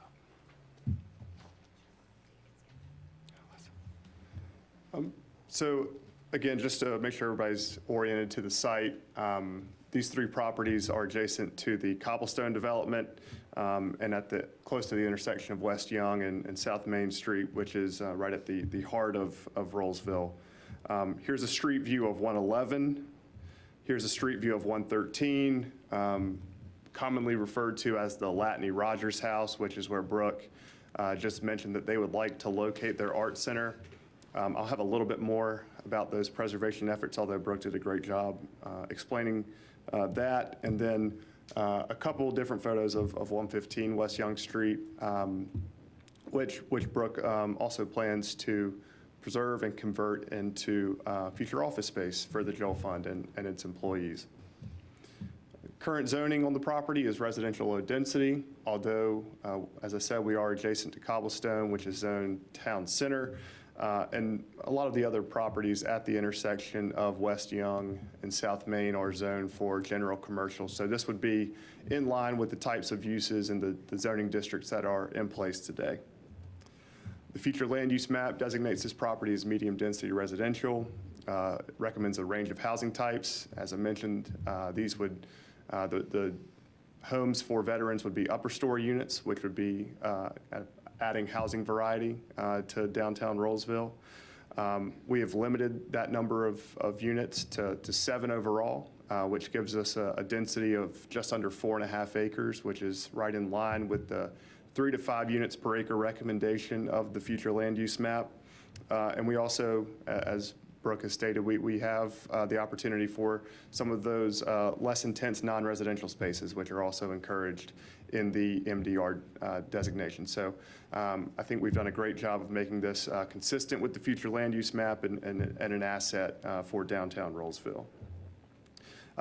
These slides here show a couple of our zoning conditions. Again, no more than 7 dwelling units, non-residential uses not to exceed 30,000 square feet, and a TIA is required if a site development plan includes non-residential uses of at least 20,000 square feet.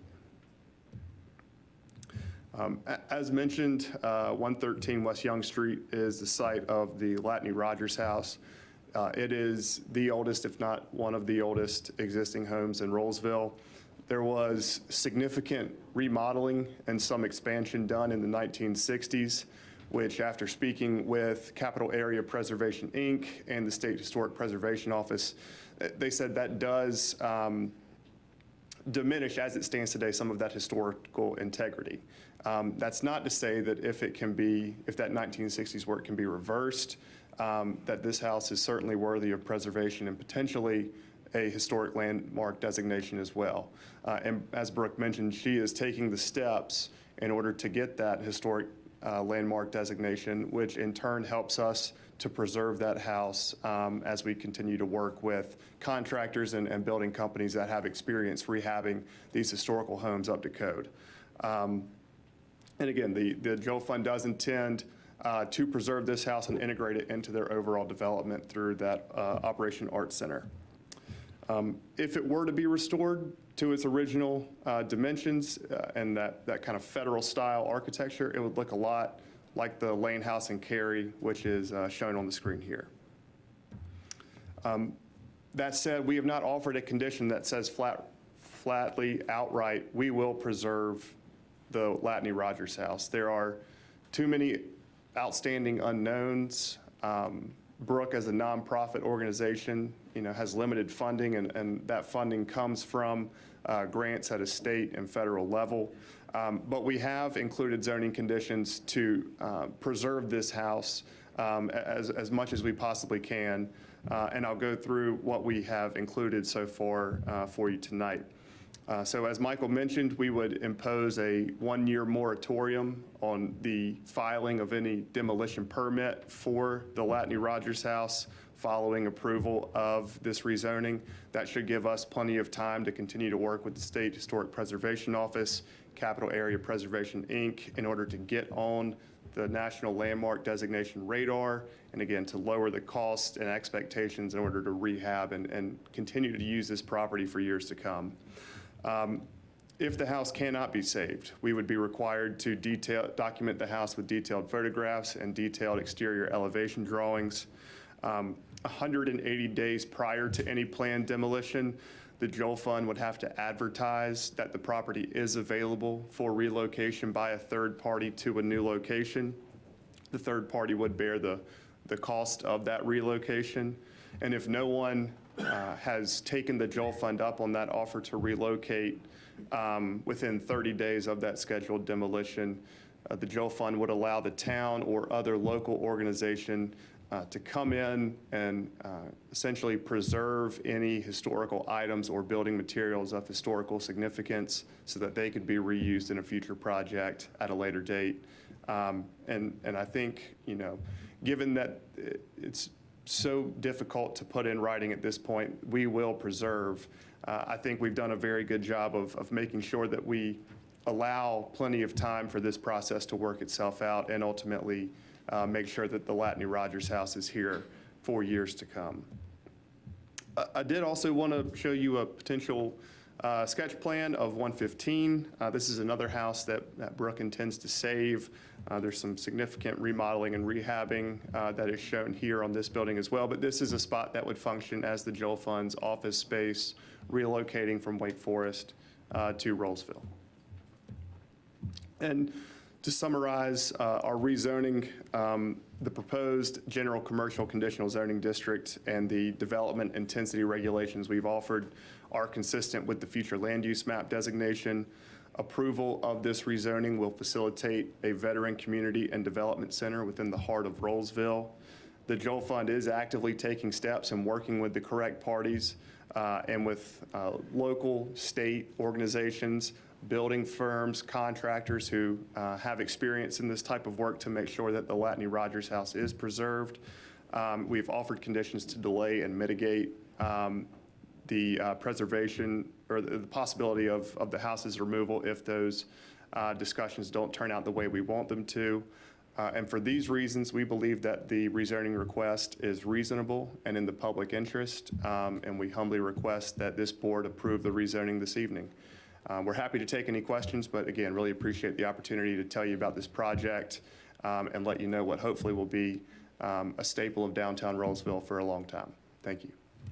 Thank you. Okay. Any questions for the applicant? Down this end, anybody? All right, well, just stand by. And thanks, appreciate a good presentation there. At this time, I will ask if any comments from the public in favor. Now, I did see the show of hands there. So typically what I do, we've got 3 sign-ups, so we'll do these 3 first. But typically what I do is allow a maximum of 10. I don't know if 10 of you want to speak or not, but that's kind of typically what we've done in the past. And also requests, if you do want to speak in favor or in opposition, make sure it's something new. You're adding something new to it and you're not kind of repeating over and over again. So with that, first, kick it off is Roxy. Come on up, Roxy. I think you signed up. So Roxy has much attachment to this property, I think, and maybe she'll explain a little bit of it when she gets up.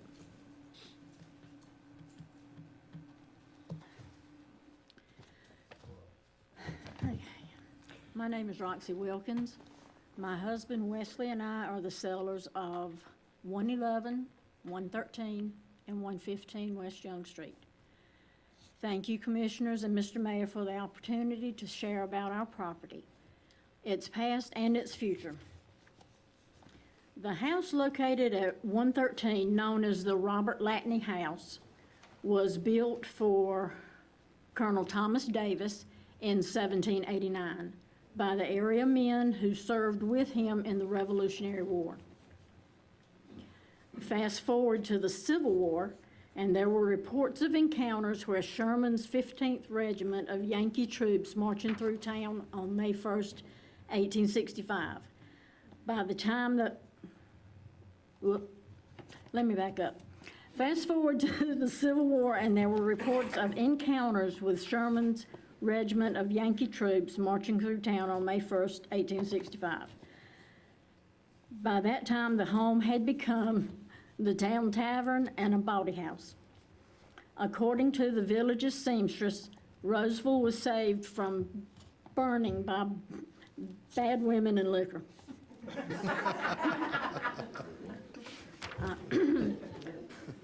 Robert Latney Rogers bought the house from Tom Honeycutt in 1893. Robert Latney and his wife, Roxy Hines Scarborough Rogers, were married on March 15, 1896, and moved into the house the next day. Over the years, they raised their 8 children there. Robert Latney passed away in 1947, and Roxy Hines passed away in 1960. Their 7th child, Nanny Batters, owned the house until she passed away in 1999. Her nephew, James Merritt, inherited the house and sold it to his sister, Nancy Kelly, who's my mother, and her husband. After James passed, my husband and I bought the house from my mother, Nancy. All of us are direct descendants from Robert Latney and Roxy Rogers. Back when Nanny Rogers Batters owned the house, she inquired about the possibility of having the house on the historic registry. She was told that because of all the remodeling that was done over the years, the house didn't qualify for it. As for being historic, yes, the bones of the house can be considered historic, but that's as far as the historic portion goes. The home has been renovated and remodeled.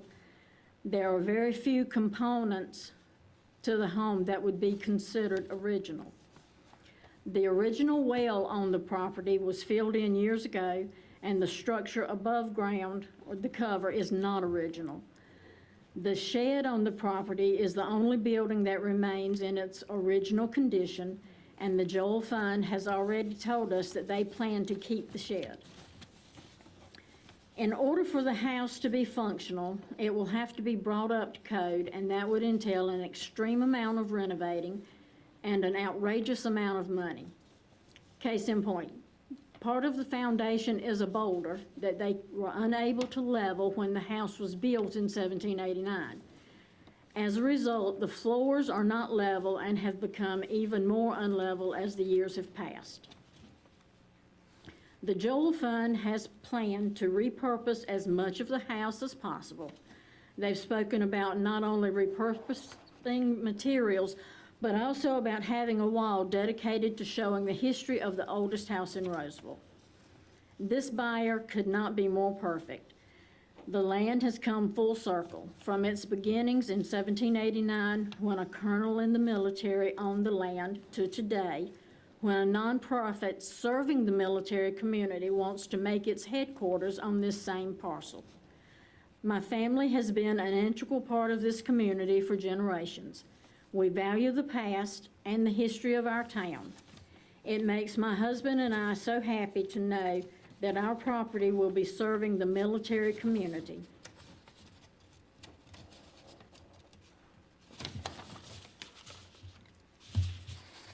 Oops, I made that go away.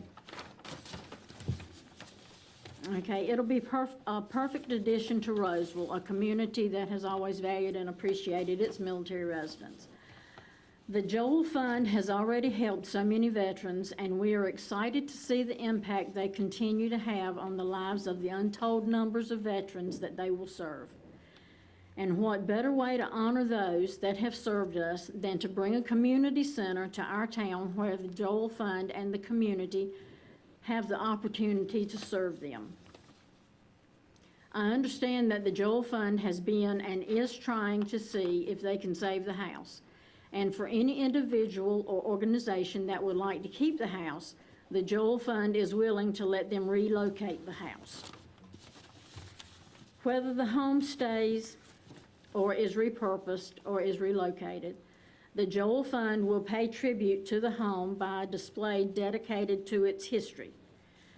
I've spent time talking with Brooke about her vision, and I know that she wants to ensure that the history of this home is not forgotten.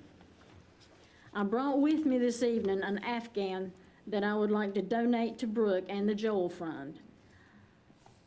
We welcome her to our town and love that our property will continue to be part of what makes our community so special.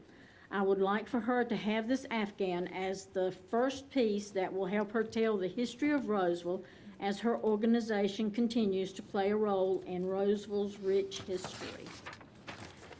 Thank you.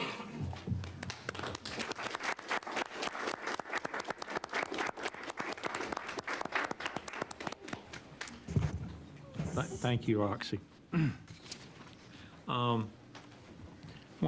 signee, I can't make out the first name, but it's Norms. What's the first name? Come up to the mic if you would. State your name and address officially if you would. Good evening. I'm Siobhan Norris. So my name is spelled the old Gaelic way, so it makes no sense how it's spelled and how it sounds. You said Siobhan? Siobhan, yes, Mayor. Like I said, I'm Siobhan Norris. My address is 3205 Collaborative Way, Raleigh, North Carolina. I am a U.S. Army Military Police Corps veteran, and I am the second woman in my family to have served. And I was also a military spouse for almost 20 years of an active duty combat aviator. I have been serving the military community for as long as I can remember. My father is a decorated combat wounded Vietnam veteran, and we can trace our military history back to the Revolutionary War. I am very proud to say that we support the Joel Fund and Brooke Dickhart in her efforts to create this amazing opportunity for our veterans. In addition to me being a veteran, I am also the Veteran Services Division Director for Wake County. Wake County has over 55,000 veterans with an additional 11,000 military-connected individuals. We have the largest population of veterans within the state of North Carolina, and yet the least amount of resources available to serve them. Regarding data for social determinants of health, we are seeing a significant need in housing, employment, access to mental health, and transportation. This community center, this veteran center that the Joel Fund would like to create would meet so many significant needs for our veterans in Rolesville and in our county. I myself have benefited from the work that Brooke does through the Joel Fund as a private citizen and as a veteran. It was because of her leadership with our Community Veteran Engagement Board called the Triangle Veterans and Military Family Alliance. I have been able to learn about resources available that have helped me in some of my dark times. So I currently volunteer at a Mustang Rescue Ranch, and that has done significant wonders for my PTSD. The work that Brooke and the Joel Fund provides for our community is life-saving, and I don't mean to sound dramatic, but it is very true that the work that she does and the work of her team members save lives. We have seen a significant rate in veteran suicide since 2020 to 2023. We are currently tracking this within my division because it is an alarming rate. We have seen that there's a 73% increase in veteran suicide from 2022 to 2023. Over the course of those 3 years, 67% of those involved handguns. So this is something that we want to ensure that we are working to eliminate or at least reduce. Work from the Joel Fund that helps with art therapy, resources to furnishing and creative outlets, as well as her coffees that she hosts, are great opportunities for veterans to not feel alone, which prevents those other issues and barriers that we as veterans experience. We can tend to isolate because we feel like no one understands us. The Joel Fund and Brooke provides a space where we feel seen and heard and supported by our brothers and our sisters in arms. So I would just like to say, on behalf of Wake County's Veteran Services Division and as a veteran myself, I highly encourage the rezoning of this property. Thank you so much. Thank you. Appreciate that. Okay, we got one more. Kathleen Jones. State your name, address for the record, please. Good evening. My name is Kathleen Jones, 115 Shore Pine Drive, Youngsville, North Carolina. I was active duty Army. I enlisted at 17, and I was the first woman in my family to serve our nation active duty. As a member of the volunteer veteran community, I've been a veteran advocate for 30 years, 20 years in North Carolina. And while Ms. Norris works professionally, I do all my work volunteer. And I can tell you that it is absolutely essential for the growth of the Joel Fund Not only do they honor veterans every day by the needs and the resources that they provide, she celebrates the military community and veterans every single day. I attend both co-ed, male and female veteran events at the Coffee and Conversations. She's actually now the host of the Women's Veteran Coffee and Conversations. That the last one that we had at her organization was both laughter, tears, celebration, and we were sharing stories that would probably bring you nightmares and also a lot of good laughter. She is an integral part. She goes out to resource fairs. She is a key component when people need references. She's a referral source. She only brings together the best and the most reliable resources that we have in this state. If you did not know, 1 in 10 residents in North Carolina is a veteran. We are one of the few states that have all 5, not including Space Force, all 5 components of the armed forces. She is a powerful force, and when you go to her meetings currently in Wake Forest, she is bursting through the seams.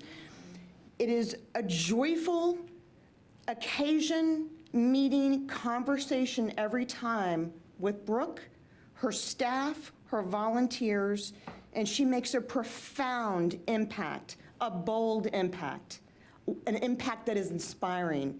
And I humbly ask, you unanimously approve these motions. She will do great things. Our oath does not expire. We have so much more to give. I am currently on the Wake Safe Vet Suicide Prevention Advocacy Commission. I've been doing suicide prevention advocacy for veterans for 10 years. I've been doing disability volunteer benefits for 10 years. I've been teaching how veterans can maximize their health benefits for 30 years. Brooke is the entire package that brings together so many resources. Thank you very, very much for your time, and I humbly ask you to unanimously vote yes. Thank you.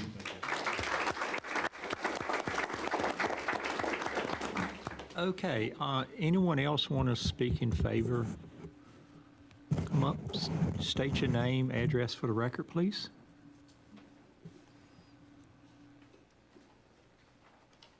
Hi, my name is Mark Bartholomew. My address is 913 Trail Stream Way, and that's Knightdale, North Carolina. Sorry.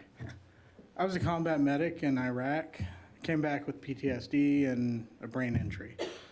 About 10 years after that, I was still struggling to read and write. Now we're 20 years in, and my first book is in the editing phase. Got another one in the illustration phase, and another one in the works. I'm currently working on a agritourism business with my wife, and none of this could be possible without the work that Brooke's done. The good she does ripples outwards. You guys have this opportunity in front of you to do something truly beautiful and give hope to so many people.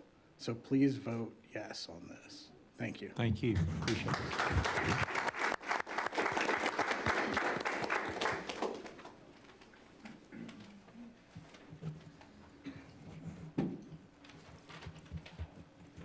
Oh, George was coming up there. Anybody else? We'll get you next. Thank you. Good afternoon, Board. My name is Daphne Moore. I work in the office of Congresswoman Deborah Ross. I'm the Constituent Services Liaison. One of the things that I do oversee is the Department of Veteran Affairs and the Department of Defense. As you can imagine, my work does involve seeing veterans and working with veterans regarding the Department of Veteran Affairs. And I will say, as the daughter of an Air Force Vietnam veteran, I completely understand and stand behind Brooke in her work with the Joel Fund, as well as Congresswoman Ross, who is a daughter of an Air Force veteran as well. However, I'm not here to speak on behalf of Representative Ross, but rather the work that I have done. And I will say, first and foremost, Brooke, I know your father is proud and your legacy, his legacy is living on. And I will say, from the year that I have been in Congresswoman Deborah Ross's office and transferred over from Governor Roy Cooper's administration, it has been absolutely amazing to see the work that Brooke has done in touching the lives of veterans every single day. To actually go and attend her events, but not only that, having the veterans that need the resources come into our office. And I can say, Brooke, we have a veteran right now and they really need assistance, and it has just been really mind-blowing to see the boots on the ground and all the work that you've done, Brooke, and we're incredibly proud of her, and we're hoping that you will vote yes on this, and we thank you for your time. Thank you. Appreciate that. Okay, welcome. State your name and address, if you would. Thanks. Thanks for giving me an opportunity for speaking. My name is Steve McLeod, and my wife and I, we stay in Cedar Lakes, 1111 Virginia Water Drive. We've been there for around a little over 15 years. So we love this neighborhood, and we care about what happens here, and we actively participate in that. But when I found out that Brooke was looking to come right here in my own neighborhood, I first of all have to give her credit. The Joel Fund was there for me. I happen to be a recipient of it. And a little bit about my career, I was Air Force, of course, as you know, and after that, from 1976 to 2017, I worked at the Department of Veterans Affairs, helping veterans. I retired in 2017 with 42 years, so I know about helping veterans and being a disabled veteran myself. In a time of darkness for me, I found out about the Joel Fund, and they opened their hands. It was a dark time for me when my mother passed away, and I didn't know where to turn. I mean, it felt like it was all that I had, and they offered a photography class for me, free. And it was something I never did, but they offered it, and we must have had about 12 or 14 sessions, and I found out that, there was light, there was something that I could do, and it was therapy for me, and I looked forward to going there, and my wife could see the difference in what I was doing, and I could go on and talk, but we need this in Rolesville. We need it for the veterans, and I just wanted to personally thank Joel, and I ask the board if you will approve this organization. Thank you. Thank you very much. Thank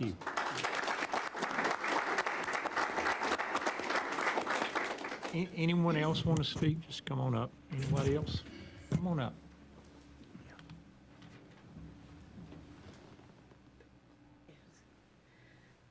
Good evening, Mayor and Commissioners, everyone here. I'm Reverend Barbara Falana at 3101 Falconhurst Drive here in Wake Forest. I'm the board chair for Women Veteran Support Services Incorporated. We're the first veteran organization to serve women and families in crisis. And our executive director is not able to be here tonight, Ms. Pat Harris, and our community liaison, Ms. LaMonica Coleman, introduced me and our organization to Brooke, and we've been able to work together, and this is phenomenal, and it's very much needed. I hope that you will hear her and that you will consider what they're asking. Thank you. Thank you. Thank you very much. Anyone else? Anyone else? Okay, great. Thank you. Thank you, everybody that spoke. I will ask, is there any comments from the public in opposition? If it is, you'd be pretty brave to get up. So thank you. Thank you, everybody that spoke. Before we call Mike back, any questions from the board from anybody? Or I think before we clear this up, I think Mayor Pro Tem made a request, maybe 2 exemptions. Now, would they be conditions? Yes, so So they have to agree to it then? the applicant would need to agree to it, and it raises a larger point that Commissioner Sneed was getting to, and that is there appears to be tremendous support in the town for this owner and this use, but this is not a rezoning for this owner and this use. It's a rezoning permanently to whatever could be done on that site.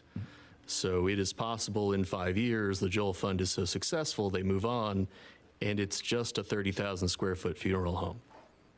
It wouldn't have anything to do with that. So as we think about that, that's the caution. The conditions would need to be tailored in such a way that the board is comfortable that no matter who is the owner, that this would still fit with the future of the town. So what was the two, The funeral home, and it was the industrial, I believe. Well, artisanal, I'm okay with that one. The word industrial is simply a category, and that there were no other words underneath that meant there were no industrial types of uses. The two that even permitted. There were two that were mentioned were water storage tank and funeral home. Others that are listed on here include dental facility, medical facility, professional office, which I think has already been proposed by the applicant, restaurants, all these other kind of things. In a broader sense, regardless of the future, 20 years from now, would all those still make sense on this site? okay? So I think real quick, before I close the public hearing and turn it over to Mike there for wrap up, would you all have any opposition to exclude these two things, the water tower I hear and the funeral home? Water storage tank. Water storage tank and the funeral home, I think is the two. Sure. That's okay. The two that were mentioned, funeral home, water storage tank, we are happy to move those into the prohibited category, definitely. Thank you. No problem then. Any other to clear up for close the public hearing? Wait, I do. Since this is for future for this land, the minor utility, major utility, minor transportation installation, and water storage tank. Those right there, I don't think fit right on the back of Cobblestone, if Cobblestone's even there, and I don't know how many, 50 years or whatever.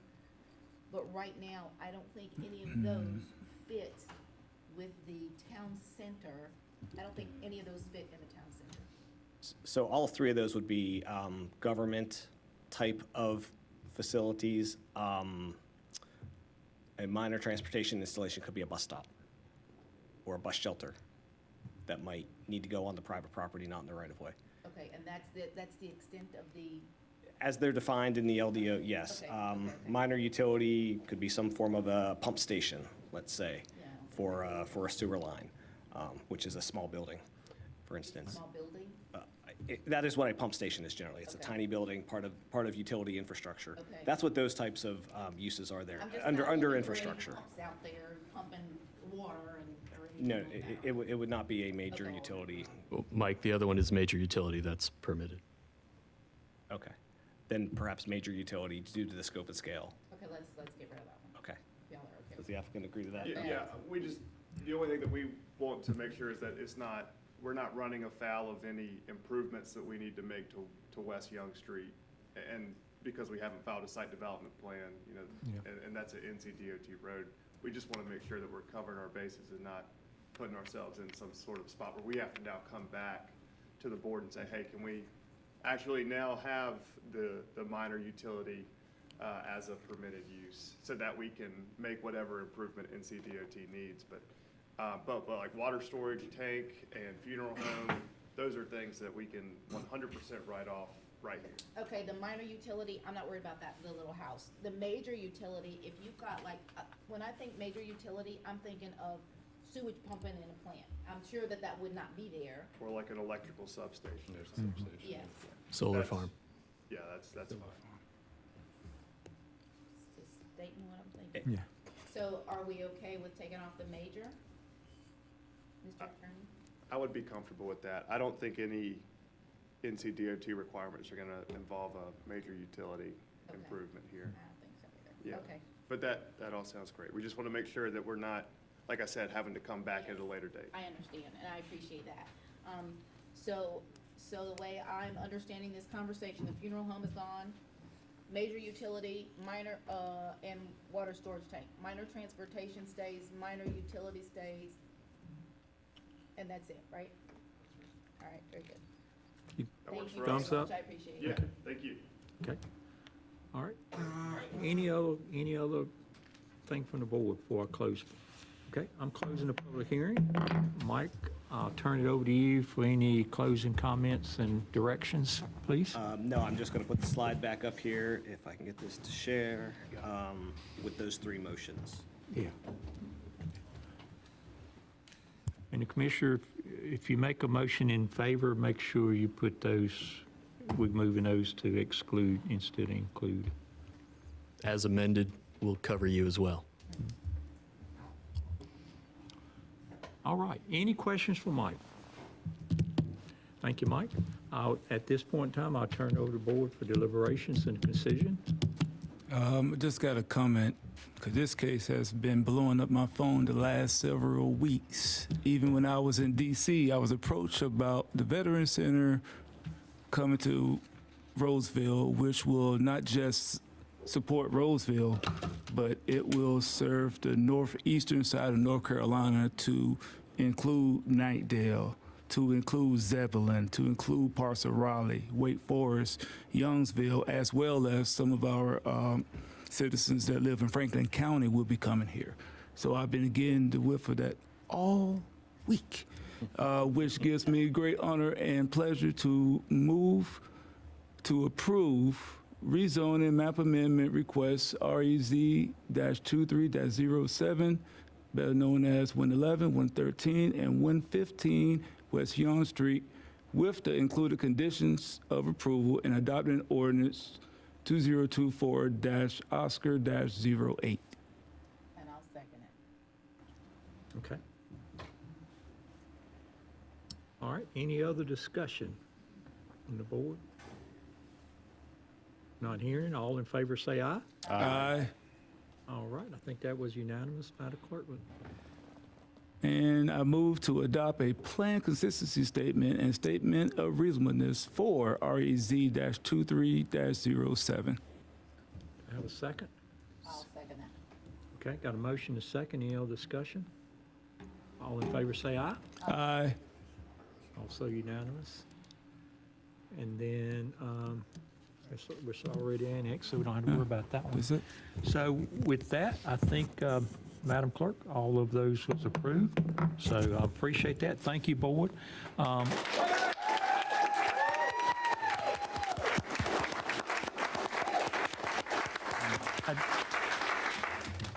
do want to thank everybody come out, but I really want to take this opportunity to thank the veterans that's here tonight. And we got some on the board here too.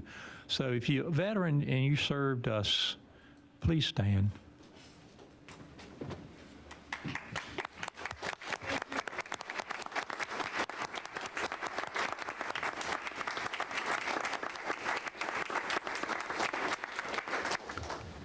Thank you. Appreciate that. And really a big thank you to Dan Austin, Commissioner Liaison, to the veterans.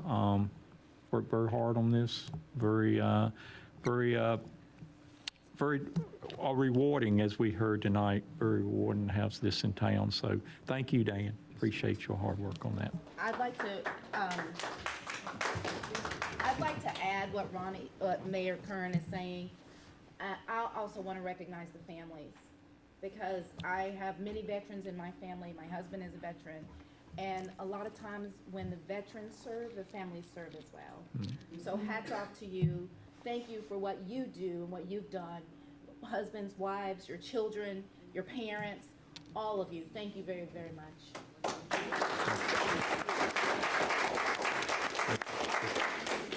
Since everyone's clapping, one last congratulations is several months ago I told you guys that I had the pleasure of writing a letter for a young man to go to the Naval Academy. That was very humbling for me. And this young man was accepted into the Naval Academy, right? Right. But guess what? His parents are sitting right there, the McLeods.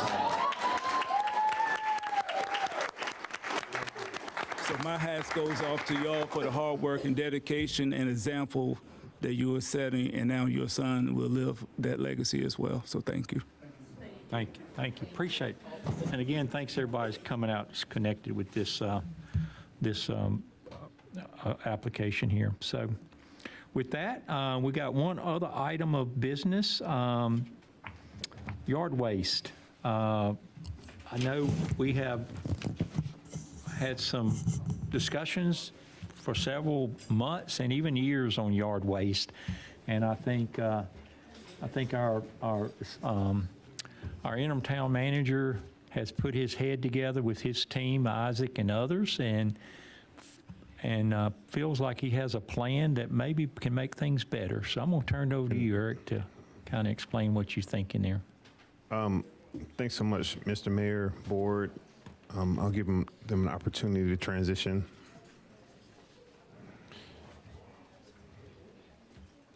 In your agenda packet, I provided a memo to you.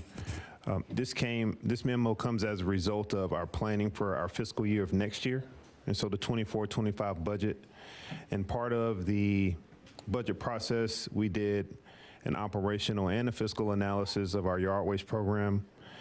As you all know, even from earlier this year, we brought an amendment to you that adjusted the rate, and it kind of shows a trend of this thing becoming more and more expensive.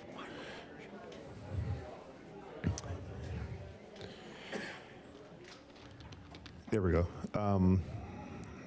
It's shown a trend of yard waste becoming more and more expensive. And so with that increase in the expenditure, it's natural for us to think about bringing it internal. Over the years, it has been an idea, but some of the limiting factors have been facilities, which thankful to Isaac's work and some of the progress we've made with that. We'll be opening a new public works facility within the next few weeks, and then staff and capacity. And as you mentioned earlier, Mayor Curran, the Public Works Department has been one of our fastest growing departments, and they haven't just been growing in bodies, but growing in experience. And so kind of the final piece was trucks. And so a knuckle boom truck and a leaf truck. And the situation that we see oftentimes, even with any vehicle, police vehicles, you're waiting 12 months, 18 months lead time. And so when we did the assessment of the budget, we knew that those trucks would be needed. And when Isaac did a review and reached out to vendors, there are some that are available sooner than later. So 6 to 8 months lead time, which is a blessing, simply put. And so this memo comes before you. I plan on recommending in the upcoming fiscal year that we bring the yard waste program internally. We've done a lot of work on the systems, on the programming, even adding staff. We've recently minted someone as the operations coordinator for the Public Works Department. She's our solid waste, yard waste coordinator. And so from the commitment to the staff to the commitment to the people, and now this fall, we wanted to commit the funds to back that and help with that transition of that program internal. And so the memo lays out everything connected to it. When it comes to the financial piece, our investment earnings for the year, this will be paid out of revenue for this year. And so, as you know, interest rates have been high, and so in general across the board for everybody. And for us, we saw more revenues off our investment funds. And so we made enough on our investment funds to roll back and purchase those things in this year. And so what I'm recommending is that you all authorize, through the memo, is authorized that I be able to enter into a letter of intent to purchase these vehicles sooner than later. And attached to the memorandum is a budget amendment ordinance that will allow for the commitment of those funds from our investment funds and property taxes to go towards that purchase and help us get ahead. Unfortunately, these trucks the case of urgency is that these trucks are hard to come by, and the sooner you get on the list, the sooner you reserve your spot to get those apparatus. And so that is the recommendation that I put before you. If you have any questions in general about anything that comes with the transition, I have Isaac, our superintendent, he's here. And if I also may add, we've had a conversation as late as earlier today with our current yard waste provider, Allen Tree Service, and they're committed to helping us with our transition to bring it internal. And so it's something that they're in support of, and they're respecting the decision that we're making, and because they know what all goes into it from their experience. And so we will also be looking to, you see at a later time, a renewal, not a 3-year renewal, but a shorter renewal of a contract to carry us over through that transition period as we continue to work with them to bring that internal and make sure that we continue to provide the same level of service to our residents. And so if you have any questions, I'll gladly answer them, but that is the gist of it. And what we found is that it's not just achievable operationally, it's actually fiscally responsible for us to do that and take those steps to do it now. Okay. Is there any questions? No, sir. He explained it well. He explains it pretty good in the letter Right. from Amy and all there. He does ask for us to take action, so I think that action is on page 335. I move to authorize the town manager to execute letters of intent to purchase yard waste trucks and adopt the budget ordinance amendment. Second. Okay, I got a motion second. Any other discussion? No, sir. Not hearing, all in favor say aye. Aye. Any opposed? Thank you. Thank you, Isaac. Appreciate Thank you. Thank you, Isaac. I know your hands are all in this, so thank you. 'Cause you guys, it's a big commitment there, so thanks. Appreciate it. Anything else from that yard waste topic? Or is that, you fine with the motion, everything good? All right, sounds good. So wrap up, anything from the town attorney? Thank you, Mr. Mayor. Two things. One, in follow-up to an earlier question, and I see the members of the public are still here, it is Wake County Fire Services and Emergency Management that reviews and issues permits for blasting and other explosive activities. But blasting is a separate permit, and that is regulated as well at the State Fire Marshal's office. And secondly, I understand that there is a motion pending to go into closed session. Okay. All right, thank you. Okay, how about the interim town manager? Anything you want to report on? Yes, I have two things. For those of you who read all the way to the end of your agenda packet,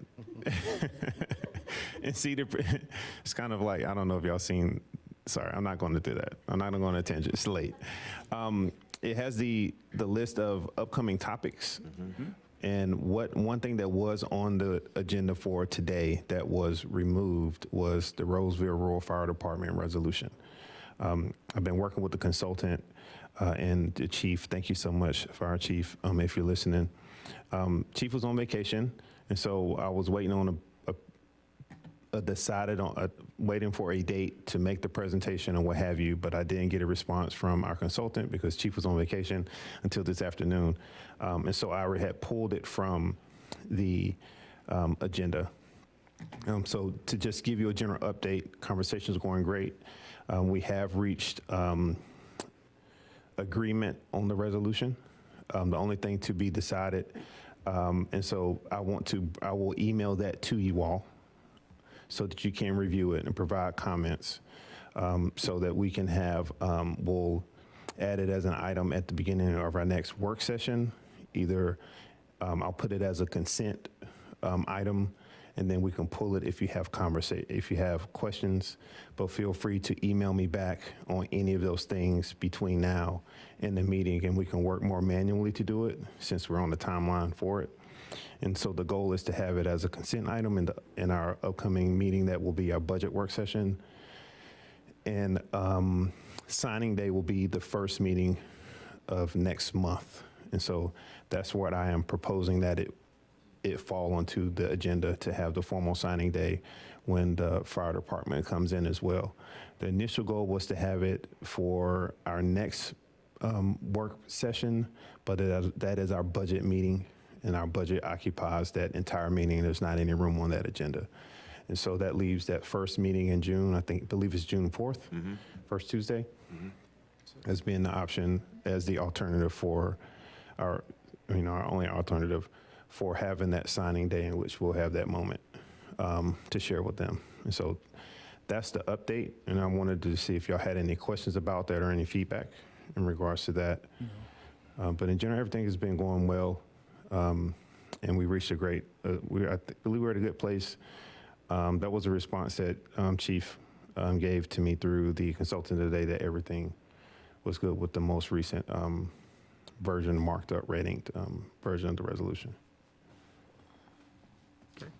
Yeah, and keep in mind, this is not the legal one. That is correct. Yeah, so this is an intent. This is an informal resolution that we've been working with in an informal manner, a more conversational manner with the consultant to essentially solidify our intent to merge.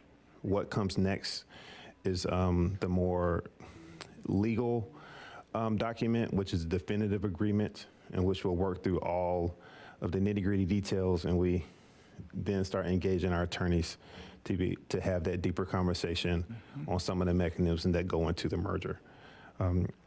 One part of the conversation was that we're on the same page on our goals to merge, and also on our timeline to merge. And those two things, to me, are very, very important. You want to do it, and you want to do it by a certain date. And so making it a time-bound conversation helps us a lot when it comes to performing the merger and to making the budgetary transition that will happen when we start talking about our budget. So we're in budget season now. People think the budget takes a whole year, but we actually start in November working on the budget before we come and engage you all in February of next year. And so I believe things are in a good place, and we've come a long way. And I think that a great relationship is being forged. Thank you, Commissioner Long, for helping us in that effort. And but yes, it is not the legal agreement. It is a resolution that declares our intent and commitment to merge, and do so in a timely and agreeable manner. Thank you. And you had one other item in space? Yes. I will pass this down to you. What you've all heard me bring up in a manager update a few times is space needs. And what we've been doing, myself, Michael, Amy, even Commissioner Paul has tossed a few our way, is for us to find a space for us to sit administratively. 3 weeks ago, we found one place, and it felt like more like a Band-Aid. And last week, out of nowhere, a for lease sign came up at 211 South Main Street. And on the same day, we were able to secure a meeting and have TRM and Think Tech go out, because they were already coming out to look at another place. And so we said, can you come here as well? And we were able to walk through the potential administrative space with our planning department. They really enjoyed it. And Michael, our community economic development manager, was there as well. And we worked with, thank you to our town attorney, was able to work the release. And so we're in the works of securing this administrative space. And so one of the things that we were trying not to do was impact, one, we want to decompress and create room for staff. Two, we want to do so without taking a portion of our community center to do that, which impacts the services that we're bringing to the community. And so stepping out and finding this external administrative space has been a goal for the last few months, but we simply have not had a viable option. And we believe this is a really great option. It has plenty of space where our planning department can be there and also be present on Main Street in the middle of a lot of growth that we're experiencing. And it has ample room where they can spread out, not share offices, and have a meeting space where a lot of the foot traffic with developers and everyone can come in and meet with them comfortably and have those conversations that are helping us, grow smart and be wise as we continue to plan and invest in all the different things that are going on in Rolesville. And it's on Main Street. It is a beautiful place. It's a granite wrap building, and Michael knows a story about it, and they believe that some of the stone came from the quarry. It's a very fitting place if there was another in our downtown area for us to have an administrative office. And so I wanted to bring that to you, as an update, and as this is what I passed to you is the description of the space, and we're planning. The goal is for us to bring at a later time, once we determine the cost and have the lease finalized, is to bring that proposal to you to execute that lease for that space. And so for now, I just wanted to bring that to your attention and let you know that this is something on our radar. It's something that we are swiftly pursuing with our sales and town attorney and going through all the different things around security, technology, connectiveness, all those different things to make it not just a place we just drop down, but a place that they can really work, be comfortable, and be very effective. And so wanted to bring that to you and let you all know of that as the update on space needs. Great. Just a couple quick comments. First, I'm certainly glad we're not losing the community space. That was Yes. not a good option, and I think that's a big plus. And the second thing, it doesn't appear this will require a lot of upfit. No, so that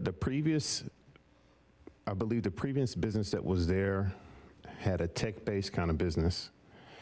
And also, since they've updated things about wiring, the location of outlets, so they have to be so many outlets in the space, like every 8, 9 feet or what have you.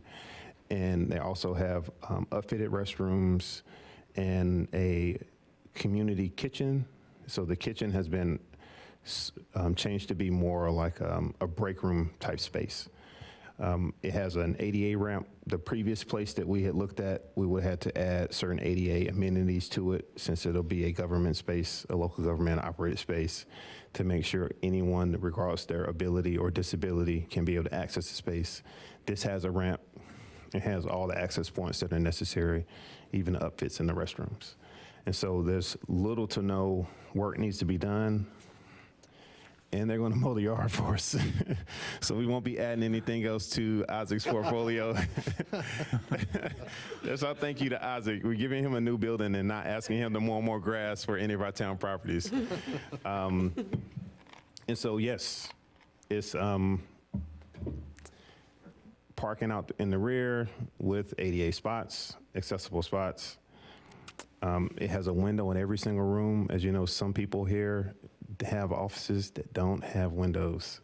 And vitamin D is very important, and it's very good for morale. And last but not least, Meredith loves the space. Yeah. And I think that's the most important thing, is that Meredith really loves the space as the director of the department. Good. Normally, I would tell the board that discussions of possible leases can be discussed in closed session so that the landlord has no idea that we might be interested.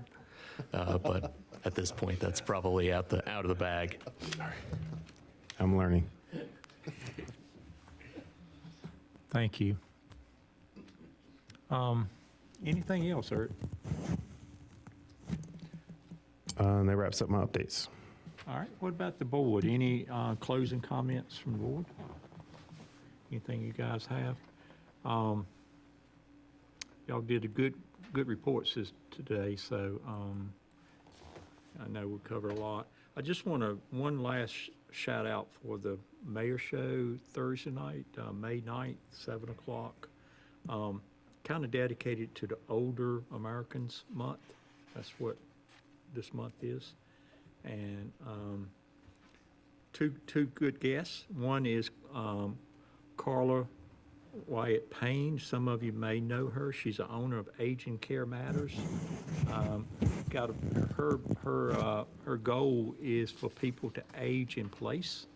They don't have to go somewhere else and age. They can stay at home, if need to, and kind of provide services to help you stay at home if you prefer and age there in place. And really good concept. She got a couple of facilities. I think one in Durham now that's just open and one in Wake Forest.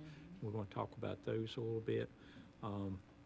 Very good, be a very good topic segment for people listening to. And then our second segment is our own Michael Paul, liaison to senior citizens. As you know, he reported earlier, there's a lot of things we can talk about. So we're going to spend about 20 minutes talking about senior citizens and some things that we kind of foresee maybe happening in the next, hopefully, 12 months. Maybe it has to do with senior citizens. Very disappointed about losing the facility, though. We just found that out about a week or so ago. The company decided not to close the contract on the property, and we lost that facility. And very unfortunate, but we'll get another one. We'll keep working, won't we? Yes, we will. And we'll get another one. So with that, we had a good meeting. Appreciate everybody coming. I do think we want to kind of recess into a executive session. So does someone have that motion? Yeah, I have it. Okay. I move the board go into closed session to discuss a confidential personnel matter pursuant to Chapter 143, Sections 318.11A3 of the North Carolina General Statutes. Okay, got a motion. Is there a second? Second. Motion second. Any other discussion? Not hearing. All in favor, say aye. Aye. Okay, we are in recess and going into closed session. Thank y'all for coming. Appreciate that.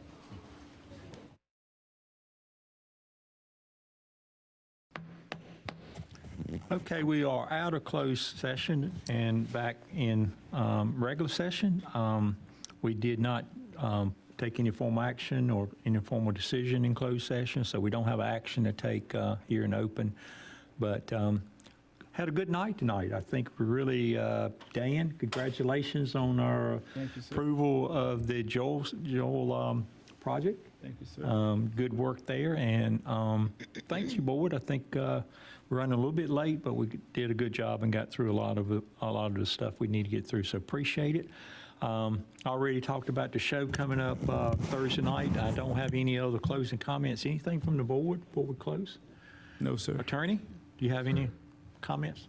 All right. So with that, we will go adjourn. Thank you. Appreciate that.